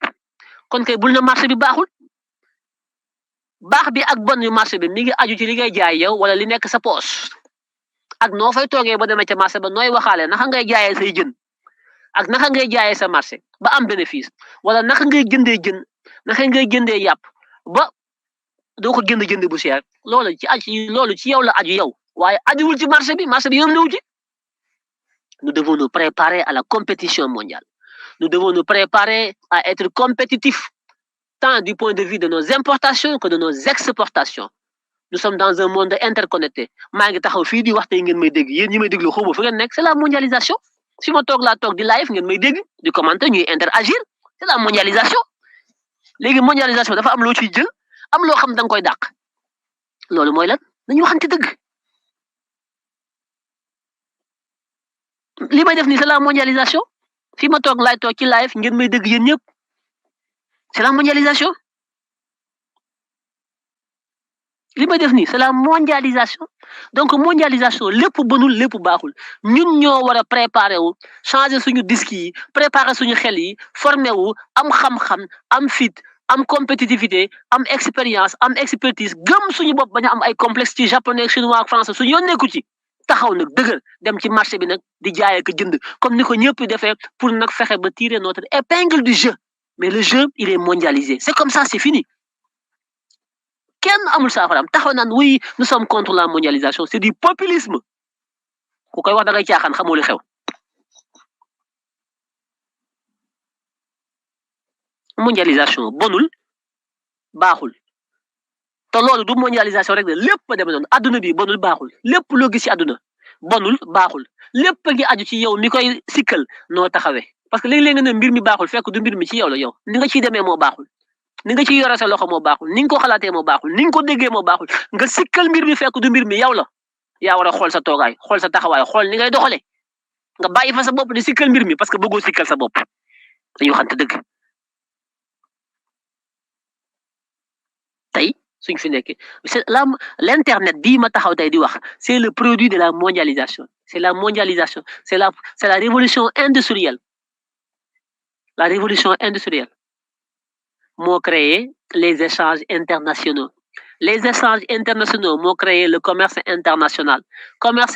bi tey jii moo ñëw dox ba avec les innovations ñu créé tey jii l'internet créé donc les smartphones créé tout ça le monde est connecté fi nga toog ngay toog commander li ngay commander à l'autre bout du monde ñu indil la ko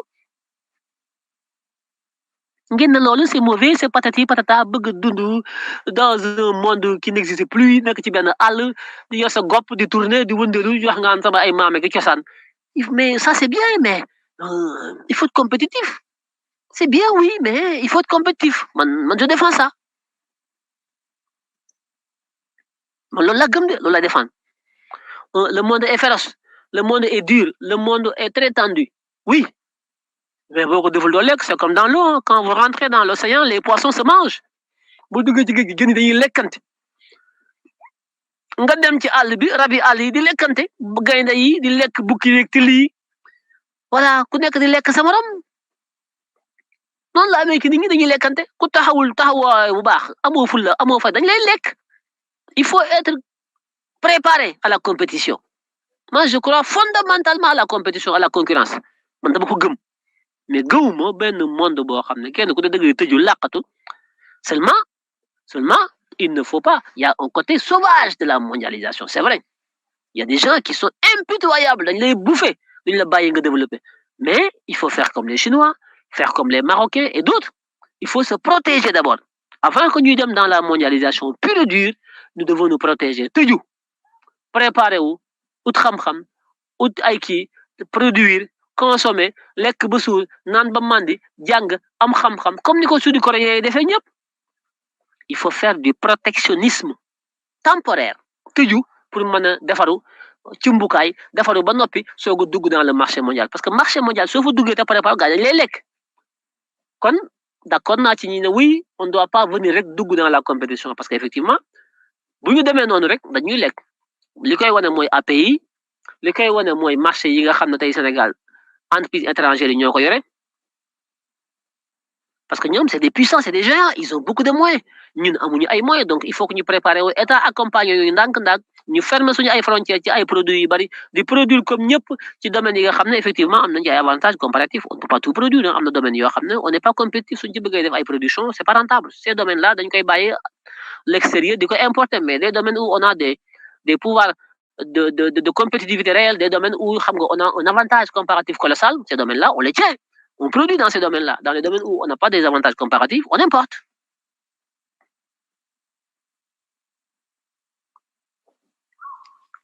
Bousso waa ni Bousso nee na naan nay wax olof Bousso la léeg-léeg ma dugg ci tubaab bi wax na dëgg de Bousso li may wax yëpp daal ci gàttal ci tënk mooy daal fexe ba jàppale doomu réew mi jox leen koom-koomu réew mi jàppale leen ci alal ak ci banque ak yooyu ak yombal leen ci impôt yeeg taxes yi fexe ba ñoom ñu mën a wëndeel économie bi koom-koom bi yore liggéey yi fexe ba jàppale nit ñi fexe ba dégg nga maam nit ñi di liggéey di créer ay emploi di jaay ak jënd créer am alal di ci fay état tamit di ci mos ci wàllu taxe ak impôt lii daal mooy li nga xam ne moom mooy le patriotisme économique mooy li Ousmane Sonko di woote nga xam ne tey jii li ëpp ci réew mi téeméer boo jël juróom-ñett fukki koom-koom réew mi ngi ci loxo tubaab yi naar yi ak marocain yi dañ koy génne réew mi mu dem koom-koom réew mi ngi ci loxo tubaab yi ak naar yi loolu combat bu rëy la pour que bu ñu falee Bassirou Diomaye Faye ñu commencé ci nu mu gën a gaawee fexe ba tàggat doomi sénégalais yi fexe ba waajal leen cim xel waajal leen ci dëkkuwaay waajal leen ci ni ñu war a dundee waajal leen ci yu bare bare ci façon bi ñu dundee ci wàllu aada ak cosaan ak jabar yu bare ki doom yu bare ki dépense yu bare ki xew yu bari yëpp ñu fexe ba wàññi ko fexe ba ñu jublu ci liggéey boo xam ne koom-koom bi nekk ci loxo tubaab yi ak naar yi ci réew mi nga xam ne téeméer boo jël juróom-ñett fukki mi ngi seen loxo ñu fexe ba ñun ñu mën ko wëlbati téyeel ko suñu bopp ndax ñun ñooy doomi réew mi waaye nag day fekk nag ñu mën a liggéey comme ni tubaab yi liggéey day mën a fekk nag ñu mën a liggéey comme ni naar yi liggéey day fekk nag dégg nga maam ñu am benn jabar ak ñaari doom man cee jublu waaye téeméeri doom ak ñeent jabar ki màggale ki gàmm ko cant ki xéwal ki yeelu maam ki sikkunu bàjjen ak dégg nga maam sukkaru koole ki tànki yeelu maam ki yu kenn xamul yooyu ngeen nekk yëpp te lépp xaalis a koy def gas ne rek yu kenn xamul ak NTM ki ak yu kenn xamul yooyu yëpp bu ñu ko bëggee boole xaalis a koy def loolu nag bu ñu ko bëggee def mënuñu fa jël tubaab ak naar yi il faut que ñu am lu ñu bàyyi ku bëgg dara bàyyi dara soppi suñu façon bi ñuy dundee culturellement nekk ñoo xam dañuy taxaw résolument pour liggéey soqali réew mi sacrifier suñu bopp c'est important.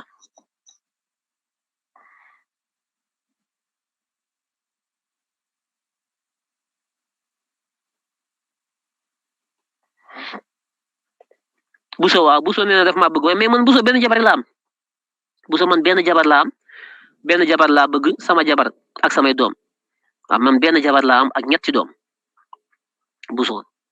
man waaw man loolu laa gëm benn jabar ak ñetti doom parce que man sama doole foofu la toll loolu mooy sama idéal loolu mooy sama xalaat gàmmu jiwuma màggaliwuma déwuma ceet déwuma fenn yooyu yëpp li ma am yëpp foofu laa koy yem saa su vacances jotee ma takk sama jabar ak samay doom ñu dem vacances fu ñu mën a dem di dund yor suñu dund man loolu laa gëm man benn jabar laa am Bousso waaw xam naa ne nag boobu léegi yaa ngi may topp waaye nag dama lay wax rek Bousso ci dëgg-dëgg man benn jabar laa am ndax góoru benn jabar laa ak ñetti doom alhamdulilah sant yàlla. ah bu su nee maîtresse non bu su aw ma maîtresse nag aw ma maîtresse ci dëgg-dëgg aw ma maîtresse waaw maîtresse yooyu yëpp daal aw ma ko am na jamono nag daanaa jàdd ko yooyu waaye yooyu yëpp bàyyi na ko yàlla dimbali na ma ci fi toll nii moom fi ma toll nii moom ba ma dugg ci bàmmeel moom maa ngi ñaan yàlla mu sama ji yooyu yëpp nag nekkatu samay mbir nag kenn ku nekk nag am nga jaar am nga fa mas a jaar waaye fi toll nii moom bu li ma des ak sama dund moom mooy tabax ñi war a tabax Sénégal ci laa war a bokk man li may dundee wax naa ko lii may wax ni moom laa gëm de aw ma coro aw ma gauche aw ma droite benn jabar laa am ak sama ñetti doom ah moom laa gëm de ci laay woo ñëpp ndax moo tax boo ma joxee sa kees man du ma këpp keesu état tu xalaatu ma ko déw ma gàmm màggalewu ma joxuma kenn 10 francs Mali li ma am sama njaboot laa koy def su ëppee ku ma ci mën a dimbali koo xam ne maa ko tane ma dimbali ko tadu force waaw man loolu laa gëm de góoma ay jabar yu bare ki rangale ki gas ne rek ki nga man góoma yooyu parce que loolu mooy indi randal mooy indi sàcc alalu réew mi mooy indi dëpp kees mooy indi li mooy indi lee waaw neex na am jabar yu bari bu tey nga jaaxaan fe su ba nga jaaxaan fe fu ne ngay dóori ndig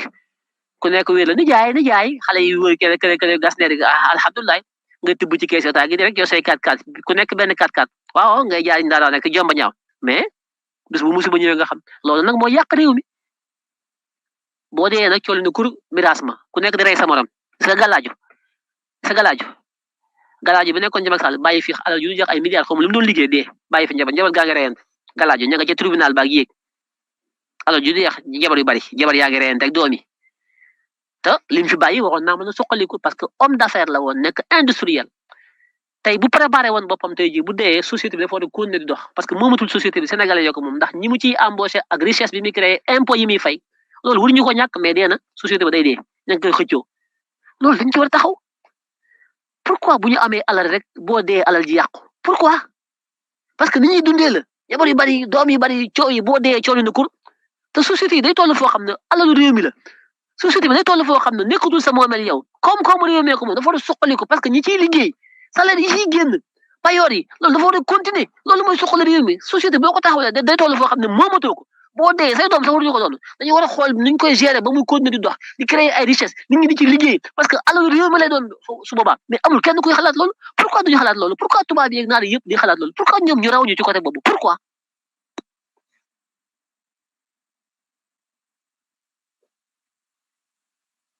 Bousso nee na ay waay kon duma marié wu de kon ah Bousso baal ma de Bousso maa ngi jégalu de baal ma de Bousso nga jégal ma de man doxaanuma kenn waxuma kenn ay caaxaan takkuma kenn benn jabar laa ma ñett doon sama baat ca kaw waaw waaw Bousso nga jégal ma de waaw loolu lépp comprendre naa ko Bousso waaye nag nga baal ma nga jégal ma de man foofu laa nekk de waaw xam naa ne waaw kon de Bousso déet Bousso bàyyi ma ñaan rek su ma gisee ku baax ma fexe ba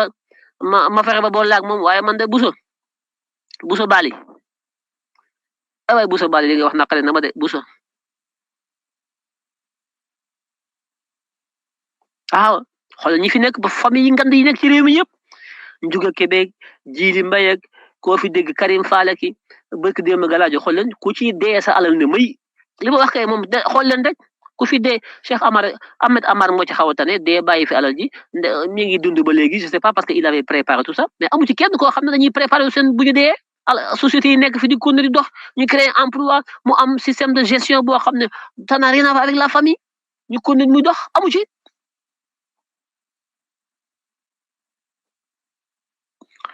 Non, je ne suis pas sévère, je suis voilà, dama am nu may dundee ci àdduna ma choisir ko assumer ko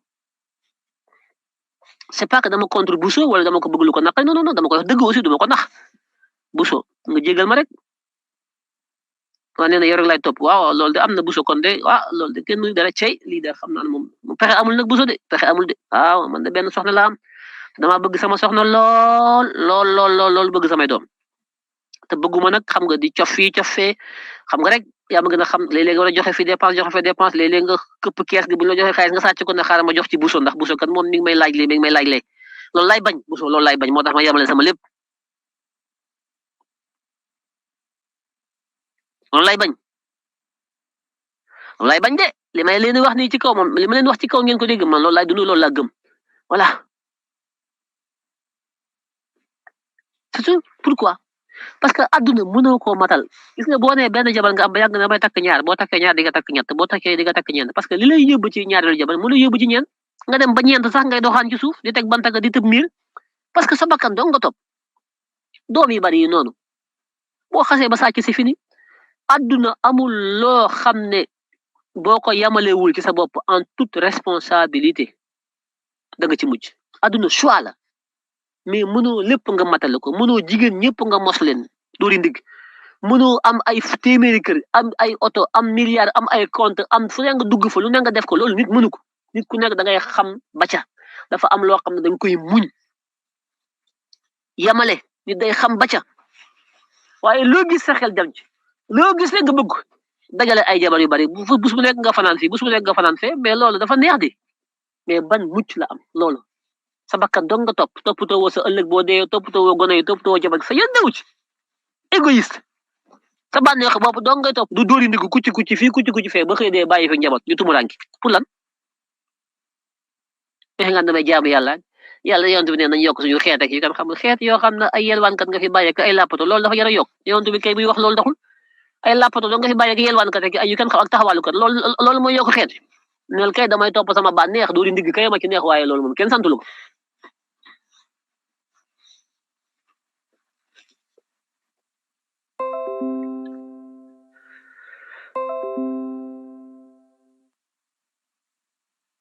loolu am de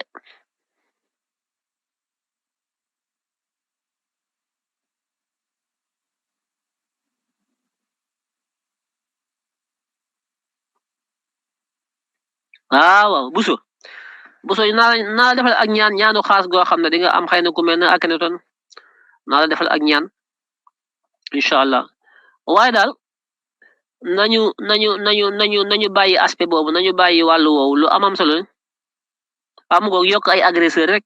agresseur yi ay dawalkatu Jakarta ki ay yu kenn xamul yooyu yëpp nga xam ne li ko war a mooy irresponsabilité yenn parents yi juddu teg rek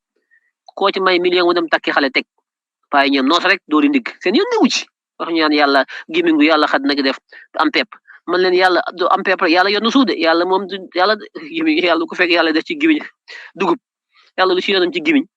dafa toppatoo yooyu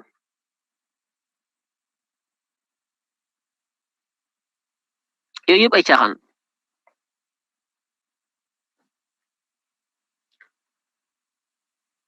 yooyu yëpp ay caaxaan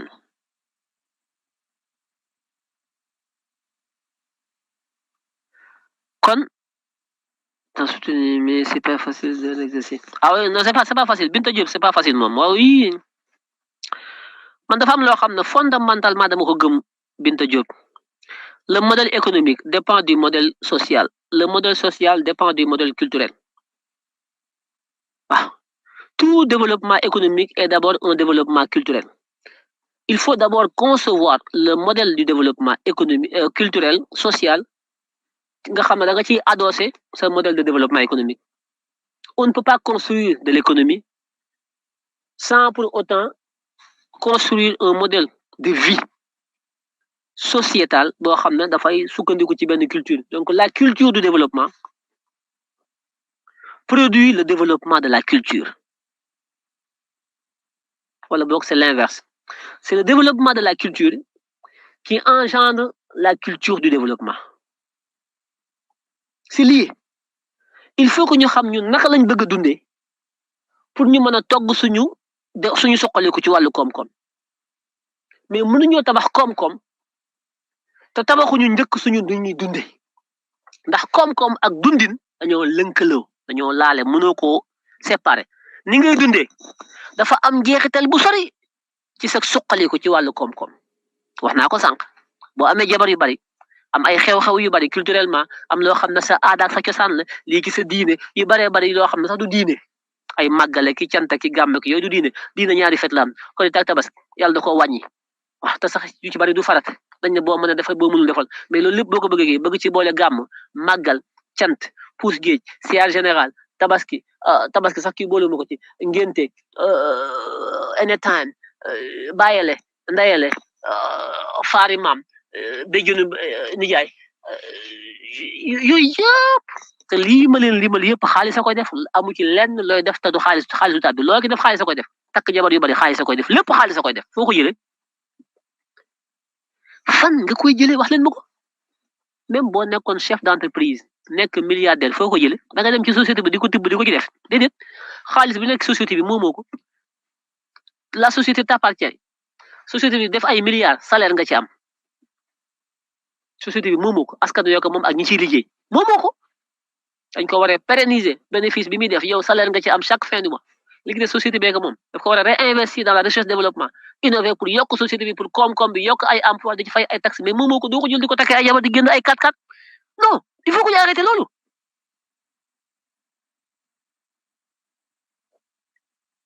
il faut que ñu arrêté changer tant que changé wuñu suñu mentalité bu ñu amoon 1000 Ousmane Sonko junni Bassirou Diomaye Faye duñu dem ni ñuy dundee nii mënuñu cee soqaliku mënta nekk ñeent jabar téeméeri doom mais fu loolu ku leen di bàyyee ban suuf lu ñu lekk ku leen di faj ban école ku leen di tabax école salle de classe yi bu ngeen bëggee tukki sax mën leen tukki am leen oto mën leen tubaab yi duñ tabax tubaab xanaa bus ngeen di jël bus am na famille yoo xam tey bu ñu bëggoon a tukki dañuy jël bus bu ñu bëggee ànd bus xaj ñu ci oto di xaj ñu ci 8 places xaj ñu ci 9 places dañuy jël bus dugg ci ñoom ñëpp loolu am na loo xam c'est pas viable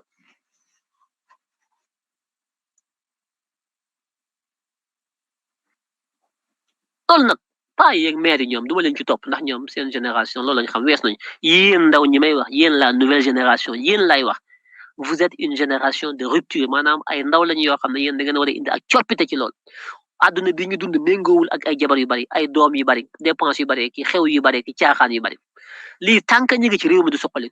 ku ñu fi fal day sàcc alal ji dem ñu yóbbu ko Touba ki Tivaouane ki màggale ki sant ki général ki jox ko sëriñ si ñu lekk bari na ñu fi sàcc alal xew-xewu diine yi ngeen tuddee tarixe yi ñoo tax ñu sàcc suñu xew-xew yu bari nga xam ne du diine du dara yàlla sant ñu ko du dara yàlla liggéey nañu sant ñu nekk suñu temps yëpp ngénte ki xew ki bàjjale ki bàjjana ki xew nijaayale bàjjanale yeelu maam ndunkurunki impañ màggala ka cant ki pousse géej ki siyaar général ki joxe c'est une forme de corruption lii kenn mënu ko tabax ab développement kenn mënu ko ci il faut que ñu changer tant que changé wuñu ko ngeen mën a fal réew mi du dem te lii may wax ni ngeen bëgg ko di ngeen ko def ngeen bañ ko di ngeen ko def bu ngeen bëggee soqaliku boo demee Maroc loolu fa am Algérie loolu fa am Russie France États-Unis Japon chinois te pourtant bokkuñu ay aada japonais yi duñu chinois yi duñu américains yi duñu français yi duñu turquie mais ñoom ñëpp ñoo bokk même modèle dama dem turquie xool ni ñuy dundee ma ne c'est pas parce que ay musulman lañ de mais turquie dem nañ seen yoon bi yàgg soqaliku nañ lu tax parce que modèle bi ñu dundee bokkul ak suñu modèle ñun dañoo bëgg ay jabar yu bari bëgg ay doom yu bari bëgg ay sëriñ bëgg ay cantaki ay màggaleki ay yu kenn xamul yoo xam ne boo demee Turquie amu fa boo demee Arabie Saoudite amu fa boo demee Amérique amu fa boo demee Japon amu fa boo demee Chine amu fa boo demee Iran amu fa te ñoom ñii ma lim ñëpp bokkuñu ay aada ak cosaan mais am na loo xam ne ñoo ko bokkule parce que loolu mooy tax suqaliku gi ñu mëgg a suqaliku mu mën a nekk te ñoom ñëpp japonais dañu am seen culture am seen aada mais pourtant dañoo développé wu pourtant dañoo suqaliku parce que économie koom-koom dafa lënkale ak démographie mooy askan wi économie koom-koom amul fenn foo xam ne dañ ko fay yëkkati wala ñu ko fay wàccee lu dul ñu mën koo méngale ci askan wi bu ñu baree te duñu produire dara bu ñu baree te amuñu njariñ bu ñu baree te amuñu métier bu ñu baree te amuñu emploi bu ñu amul njariñ pauvreté lay jur ak ñàkk ak ndóol dong lay jur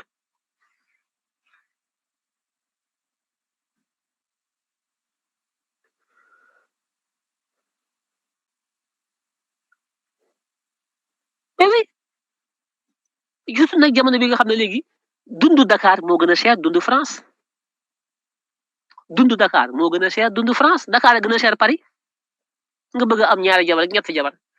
di fay loyer wala nga fay courant seen yéen a ngi fay courant Dakar moo gën a cher courant au Paris dundu Dakar moo gën a cher dundu Paris laa wax.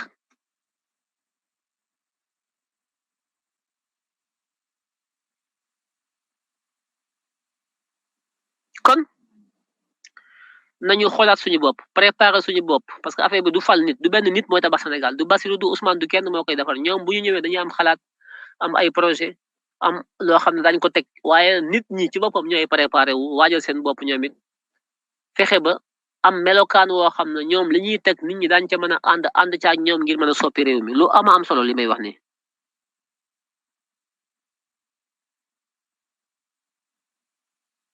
sénégalais yi yéen a ngi dem fu nekk gis ngeen li xew Arabie Saoudite Iran Égypte Maroc Turquie ay dëkk jullit lañu comme ñun mais ils sont pas dans la paupérisation nekkuñu di dankaliku di dund sauvage di paupériser wu pourtant dañuy julli di woot def comme ñun ñoo bokk benn diine yi bokk benn alxuraan yi donc li xew Sénégal du diine jabar yu bari yeeg doom yu bari loolu du diine loolu aada la joo xam ne daf ñuy tarnel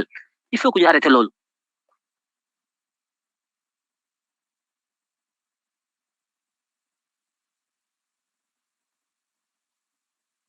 oui am na ñoo xam ne ñi am jabar am ay doom mais mérité wuñ sax am jabar ils sont irresponsables jabar sax wuñu ko am bay am doom seen yoon nekku ci doori ndig rek lañ ki neex kucc yéeg ci comptable ji wasin bànneex rek la ñuy wër ci jigéen bànneex seen yoon nekku ci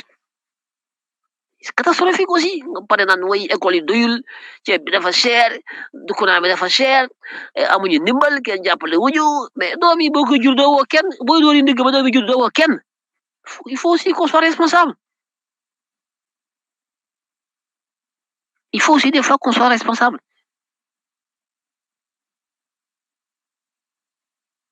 lekk gi du baax dund bi du baax da ngeen di lekk yi ngeen di lekk c'est pas bien lekk gi baaxul amul benn vitamine amul dara da ngeen di taf di yëngal di taqale ku ci feebar dem hôpital da ngay dee amoo loo fajo hôpital yi y a rien ku amul xaalis doo faju yéen a ma gën a xam li ma leen di wax donc il faut que ñu àndandoo changer loolu lépp pour changer Sénégal fondamentalement defar dund gi boo demee Maroc niveau de vie yi marocain yi am dem yéen ci yéen dem ngeen Maroc même Algérie seen niveau de vie am nañ ay agriculture am ay paysans ils ont du blé di huile d'olive am élevage di dund Tunisie moom kenn waxatu ko ñoom ñëpp bu demee Turquie ñoom dem nañ seen yoon ay Turquie nga dem Iran Arabie Saoudite dëkku naar yi Syrie ñoom ñëpp am nañu ay modèle de société yoo xam ne benn jabar quelque doom ñaar ñetti doom di liggéey Iran Irak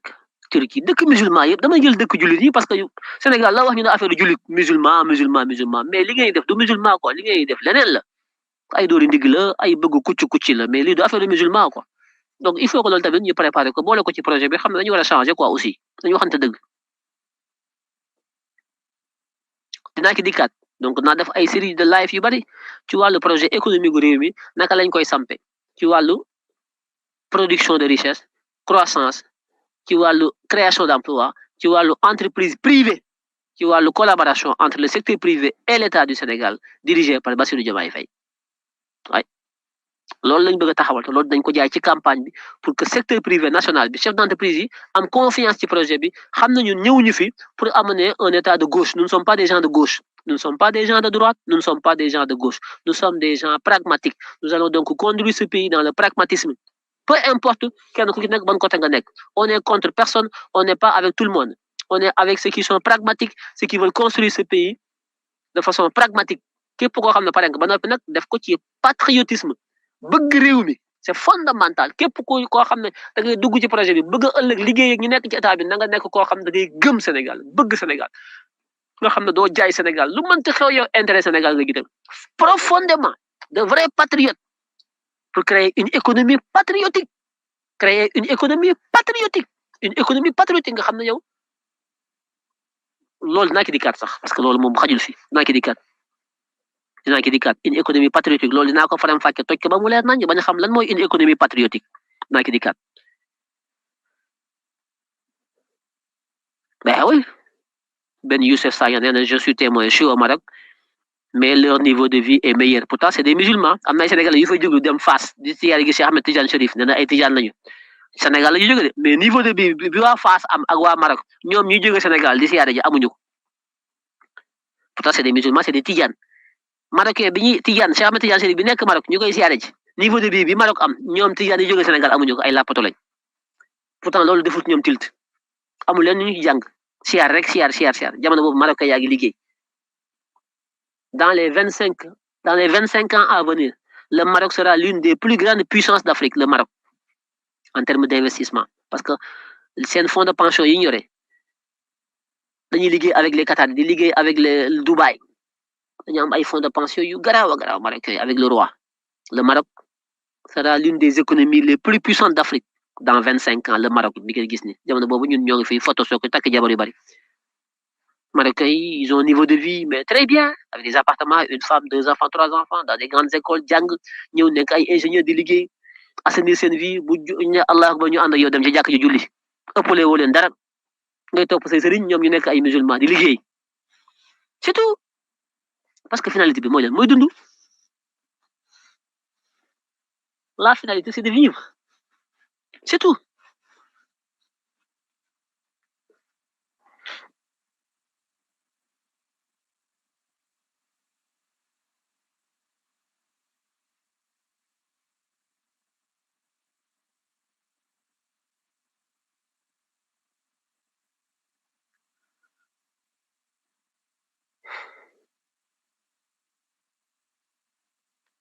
di jeexale ci am na ko ma ko doon laaj sànq ne ma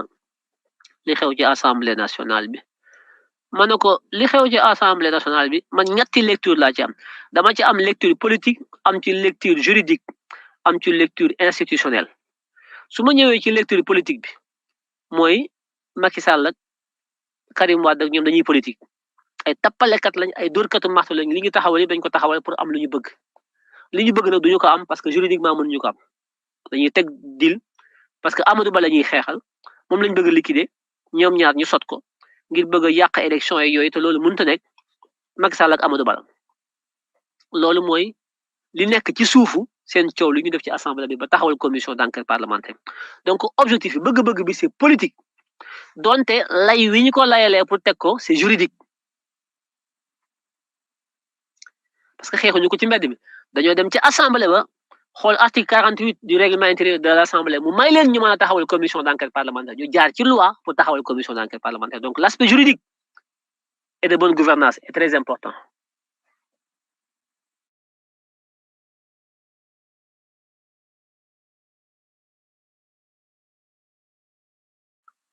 L'aspect juridique et de bonne gouvernance est fondamental. L'aspect politique moom ànduma ci ñoom dañuy tappale dañuy teg deal Macky Sall ki Karim Wade Abdoulaye Wade ñoom deal ay dealer lañu ça a toujours été comme ça loolu moom je ne vous apprends rien yéen a ma ko gën a xam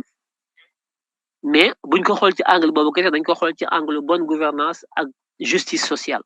mooy li ñuy tuumaal juge yi man duma ko weddi duma ko gëm comme nee nañu am nañu ay preuve man dama dañ kumpa dama bëgg a xam li xew parce que juge conseil constitutionnel yooyu Ousmane Sonko wax na leen lu ne yàq na leen lu ne man mii yàq naa leen lu ne yéen ñii xam ngeen ne jubuñu Badio Camara mi ko jiite Nafi Ngom Keïta OFNAC taxaw na ne ko da nga war a déclarer sa patrimoine parce que li nga jiite ci ay milliards ci cour suprême da ngaa war a déclarer sa patrimoine mu lànk na du ko def te yoone ko njattam ne daf ko war a def Badio Camara mi nekk tey conseil constitutionnel ba mu yoree cour suprême mu dem ca Macky Sall ne ko neel ma Nafi Ngom Keïta dama bàyyi ni nga ma sonoon naan ma damaa war a déclarer sama patrimoine sama alal jëpp dama ko war a déclarer te loolu yoon moo ko sant Badio Camara lànk na du ko def Macky Sall woo Nafi Ngom Keïta ne ko bàyyil Badio Camara tey Badio Camara moom la Macky Sall teg ci bopp conseil constitutionnel kon ay njuuj njàkkat lañu ñoom ñëpp ay immeuble ay milliards lañu ay sàcc lañu jubuñu ils sont corrompus ku lànk na doo déclarer sa patrimoine ba nga ne ngaa jub kooku jubul kon liñ leen tuumaal duma ko wedd duma ko dëggal waaye damay bëgg mu leer nañ ko leeral donc man ci principe boobu man dama ànd ak ñoom ci na leer dama ci ànd ci wàllu bonne gouvernance ak ci wàllu transparence man du ma jaawale aspect yi aspect politique bi ànduma ci ak ñoom mais aspect bonne gouvernance ak justice sociale dama ci ànd ci ñu leeral ne juges yi ils sont corrompus parce que nu ñu génnee Ousmane Sonko ci élection yi tegul ci yoon ñoom Karim la ñuy wax Karim Wade niñ ko génnee ci élection yi dafa tegu ci yoon Karim kenn tooñu ko moo tooñ boppam léegi nag bu ne dafa am corruption loolu leneen la na ko indi prouvé su ko indee ma ànd ci ak moom mais Karim moom mënta muusa ko maccaat ba layal ne moom génne biñ ko génne ci élection yi tegul ci yoon Karim moom dafa ñëw ne du ma sénégalais dong laa te fekk bi mu koy wax boobu nekkagul sénégalais kese boobu français la aussi Karim moom lu ko dal moo ko teg boppam moo toog ba mois d'octobre mu joog a demandé pour ñàkk nationalité française te moo na ko def 1 an 2 ans avant waaye respecté wul sénégalais respecté wul waa PDS mu toog ba affaire bi kët mu xam ne dañuy dem ci ay élection à partir de novembre ñu commencé parrainage yi mu bàyyi ba octobre muy soog a dem ca consulat wu France ba nekk Doha ca Qatar dem naan ne damaa bëgg a bàyyi sama nationalité daf ko yéex a def bi mu ko yéexee demandé mu yéex a génn tombeeg ñuy def parrainage tombeeg ñu war a valider dossier yi mu génn le 16 le 17 ñu publier ko le 20 ñu war a defar liste bi rocciwaat ko ci loolu Karim moo tooñ boppam ba noppi waxul dëgg dafa ñëw ne sénégalais képp la bind ko def déclaration sur honneur ñu jàllale ko liste provisoire mu jàll ñu gëm ko ci li wax ci diggante bi ñu génn décret ne Karim mi ngi soog a ñàkk nationalité mooy kon lam njëkkoon a wax ba ñu gëm ko loolu amul daf leen a fen kon Karim moom munta muusa ko makat ba yey sénégalais yi moom dafa fen sénégalais yi dafa te li gën a grave mooy dafa def communiqué ne moom xam na ci candidat yi ñoo xam ne dañoo am ñaari nationalité te loolu article 28 de la constitution di ko tere Karim war ko dénoncé ne pat jàpp njàppatam kon Karim day fontoo nit ñi waaye nag bu nee am na ñoo xam ne dañ leen a jox ay milliards loolu man ça m'intéresse dama bëgg a xam ñan la mais Karim moom ay layam amul Ousmane Sonko moom la ñu génne dañu ko génne ci élection yi ci kaw ñu ne moom article L30 du code électoral moo ko rendre inéligible lii la conseil constitutionnel wax te conseil constitutionnel waxul dëgg day fen article L30 waxul inéligibilité article L30 inscription sur les listes électorales la wax ne mënuñu ko def ñoo xam ne dañ leen a daan ci yenn xeetu daan yi te daan boobu nekk daan bu définitive dañ leen di génne ci liste électorale bi pendant juróomi at gannaaw bañ leen daanee daan boo xam ne daan bu féete boor la boo xam ne amatu sikk sàkk daan boo xam ne moo mujj ca fa ñuy daanee nit ñi ba noppi nag bu loolu amee ñu doog leen a génne ci liste électorale bi te nit boo ko bëggee génne ci liste électorale bi da nga koy rajee kon conseil constitutionnel bi muy taxaw ne Ousmane Sonko est inéligible pour ñaari raison la joxe nee na Ousmane Sonko a été condamné définitivement c'est faux Ousmane Sonko a été condamné par la Cour suprême mais il y avait un rabat d'arrêt donc c'était pas définitif benn ñaareel bi mu ne Ousmane Sonko est inéligible en application de l'article L30 du code électoral c'est faux l'article L30 du code électoral ne parle pas d'inéligibilité article L30 du code électoral parle de défaut d'inscription ñi nga xam ne dañ leen a condamné mënuñoo nekk ci liste bi te nit bu xasee ba nekk ci liste bi buñ ko condamné a posteriori dafa am procédure de radiation boo xam ne moo koy génnewaat ci liste bi pour que muy ndoog a nekk quelqu'un d'inéligible la preuve li nga xamal ne conseil constitutionnel day fen dafa njuuj njaaj pour génne Ousmane Sonko mooy bu ne Ousmane Sonko est inéligible mooy Ousmane Sonko n'est pas sur le fichier électoral alors que c'est faux Ousmane mi ngi ci fichier bi parce que Ziguinchor dugal na ko ci fichier bi tribunal d'instance bu Dakar dugalaat ko ci fichier bi kon Ousmane mi ngi ci fichier bi su fekkante ne woon Ousmane nekkul ci fichier bi et que il est inéligible kon conseil constitutionnel du convoquer l'article L30 article L57 du code électoral lay indi bi nga xam ne moo ne tout Sénégalais électeur peut faire acte de candidature parce que pour être électeur pour être candidat il faut être électeur et pour être électeur il faut être inscrit donc comme Ousmane Sonko dafa inscrire moo tax conseil constitutionnel mënu koo dàq ci Ousmane Sonko nekkul ci liste yi comme Ousmane Sonko mi ngi ci liste yi nag conseil constitutionnel mënul ne Ousmane Sonko n'est pas éligible sur la base d'une simple décision d'un simple arrêt pris par la Cour suprême arrêt bi Cour suprême jël conseil constitutionnel mënu ci sukkandiku ne Ousmane Sonko est inéligible parce que arrêt boobu même suñ ko appliqué Ousmane Sonko l'inéligibilité de Ousmane Sonko ne dépend pas de l'arrêt l'inéligibilité de Ousmane Sonko dépend selon l'article L30 d'une procédure boo xam ne dañ ko war a déclencher muy une procédure de radiation suivant les articles L41 et suivant jusqu'à L47 du code électoral mooy wax comment on doit procéder pour radier un électeur il faut donc radier Ousmane Sonko sur les listes pour que Ousmane Sonko soit en fait inéligible mais comme cela prend du temps et conseil dafa war a décider mu anticiper loolu jël ay décisions yoo xam ne teguwul ci droit c'est du toc c'est du faux rocci Ousmane Sonko sànni ci àll ba parce que commande politique la bu ñu ko joxoon donc ñooñu bu leen Karim Wade ne dañ leen jox ay milliards du ma ko weddi ah na leer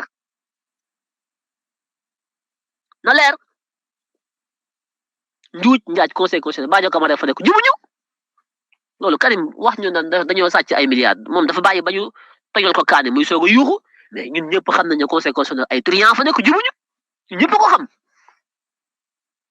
ñun ñëpp xam loolu donc dara beesu fi lu dul Karim moo ko yëkkati tey ànd ci ak Macky Sall ñu am ci intérêt pour liquider Amadou Ba bi ñu tuumal la moo joxe xaalis bi mais loolu man bettu ma donc man fa ma taxawoon démb laa taxaw na leer man d'accord naa ci commission d'enquête parlementaire bi na taxaw ku ci war a dugg na nga ci dugg ba ci ñëpp taxaw na leer nañ na mel na bëccëg fii amul ku fi taxaw naan kenn du ma jugé Macky Sall ñu mën koo jugé en haute trahison ñu ne jugé kenn du leen jugé pourquoi ñoom ñoo jugé nit ñi mais kenn du leen atte fu ñu ko teg ay tappale la bu fekkee ñu gëmloo leen dañu bëgg a pousse élection yi kenn mënu koo pousse ñu jugé leen ak ñu ñàkk leen si élection yi c'est irréversible élection yi kenn mënu ko dellu ginnaaw Macky Sall mënu ko arrêté mënu ko bu ko defee ñu dagg boppam suba def commission bi atte leen du tere élection yi dox élection yi day am par force kenn mënu ko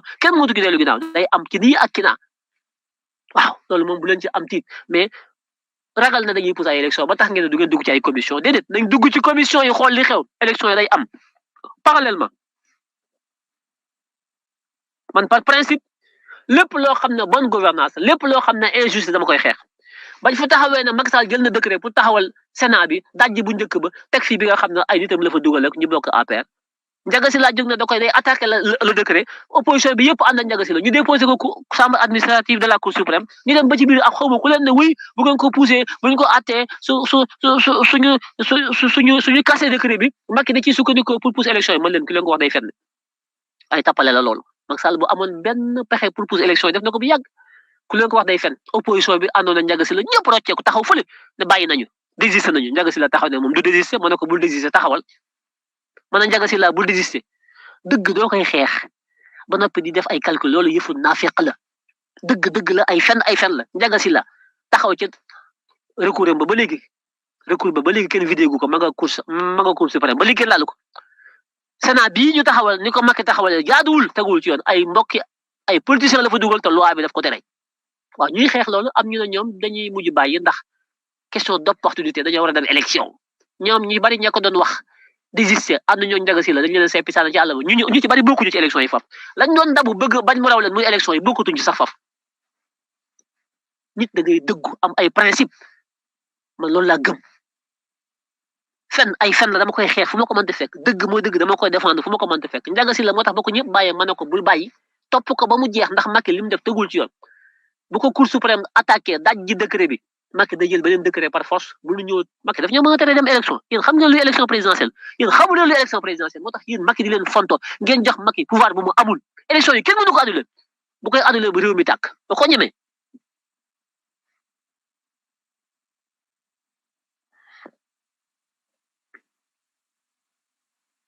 da ko ñemee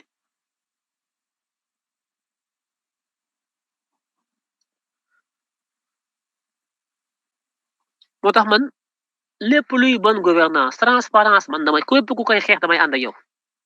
mën nañoo bañ a bokk camp politiquement mais boo ñëwee ne dafa am ku sàcc rek kii man la acca nañ na leer ndax alalu askan wi la parce que du affaire yu PDS ki Macky Sall ki Pastef ki Yewwi Askan Wi sénégalais yi yéen ñi may déglu yéen seen i mbir la yéen da ngeen cee bokk da ngeen war a xam li xew pourquoi bu ñuy wax la ñuy wax parti Karim Macky Abdoulaye Wade Sonko Déthié Fall diw ak diw mais ñoom moomuñu Sénégal ñun askan wi ñun dañoo am wàll ci réew mi am ay àq ki yelleef yoo xam ne ñun dañoo war a xam li xew dañoo mais ñun c'est pas possible quand même il faut qu'on arrête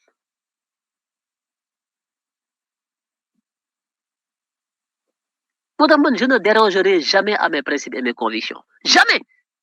j'ai soutenu Ndiaga Sylla ne ko bul bàyyi parce que lii politiciens yi def c'est de l'opportunisme politique ngeen gis injustice jóg di ko attaqué ngeen dem ba ci biir ñu am ñu leen gëmloo ne bu ngeen ko attaqué bu ngeen amee dëgg élection yi mën nañu ko pousse ngeen dellu ginnaaw parce que yéen élection am moo leen gënal ngeen falu moo leen gënal ba tax ngeen bàyyi sàcc ak fen gu Macky Sall def ngeen bàyyi ko mu tëdd ana seeni principe ana seeni valeur anamu mën na Ndiaga Sylla bul bàyyi demal ba jeex parce que dëgg mooy dëgg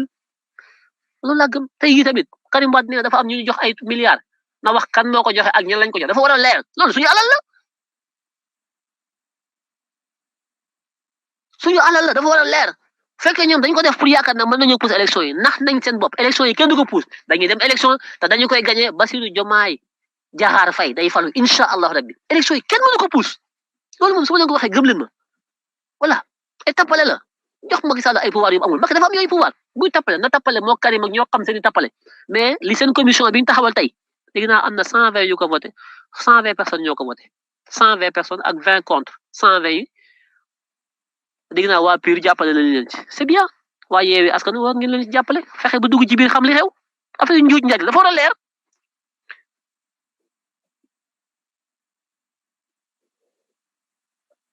dafa war a leer li xew conseil constitutionnel c'est scandaleux waxuma kaaw Karim Wade Karim moom moo tax boppam Karim moom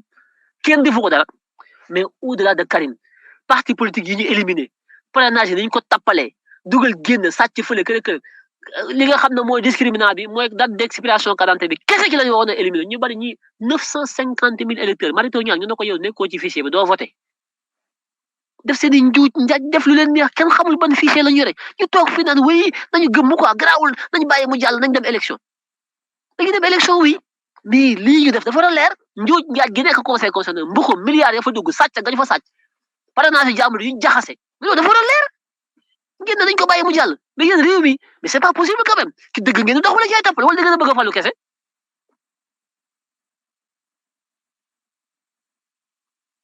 man ci dëgg quand même man des fois je comprends pas man ci ay valeur ay principe lay dox loolu laa gëm li may wax ni man loolu laa gëm njuuj njaaj fu mu am dañ ko war a xeex mais nag nañu am fulla bañ xeex bi ñuy xeex bum ñu xañ li ñu bëgg le calendrier républicain pour une élection présidentielle ça c'est fondamental Macky Sall amul fenn fu mu taxaw su ko amoon def na ko bu yàgg Macky su amoon fu mu sukkandiku pour élection yi def na ko bu yàgg amul benn pexe français yi d'accorduñ ci union européenne d'accorduñ ci communauté internationale bi d'accorduñ ci sénégalais yi bëgguñu ko amul Macky amul kenn moom Macky Sall moo bëgg a pousse ay élection yi moom ak waa APR ak Karim Wade ñi nga xam ne jàpp nañ ne buñ ko Karim même buñ pousse élection yi du bokk Karim Wade même élection yi par extraordinaire suñ ko poussoon Karim du bokk Karim c'est terminé c'est fini donc seen tappala yooyu parce que Karim Wade bokkul bëgg nañoo seppi Amadou Ba ñee yaakaar ne bu ñu taxawalee ay commission bu ñu jàppee juge bi sàcc bee kërëb kërëb mais juge dañuy wax Macky Sall jox na leen alal Macky mii di wax jox na juge alal bi dul jeex ñoom ñëppay génn def délation ku nekk wax sama ram loo ko jox réew mi tas bisimilah na leer rek loolu lañ bëgg bisimilah.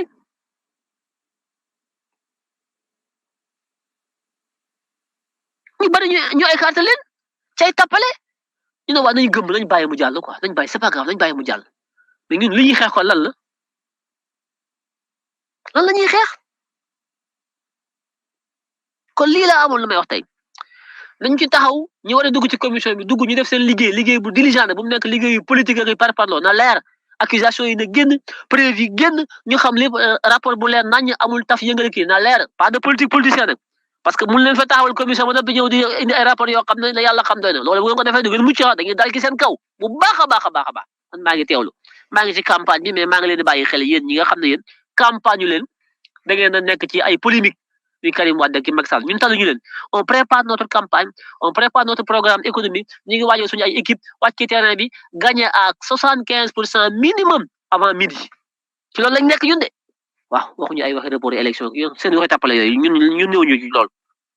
na leer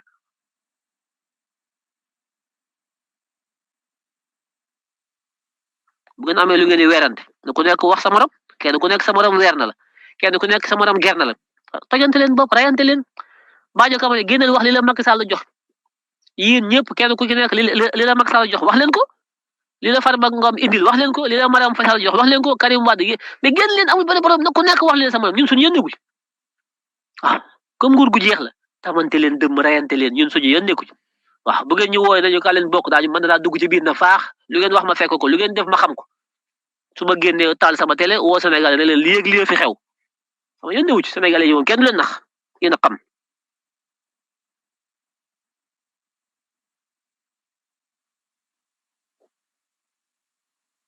voilà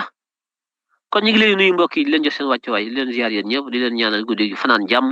di leen wax le combat continue nous allons gagner inchallah avec notre candidat Bassirou Diomaye Diakhar Faye voilà jaa leen jëf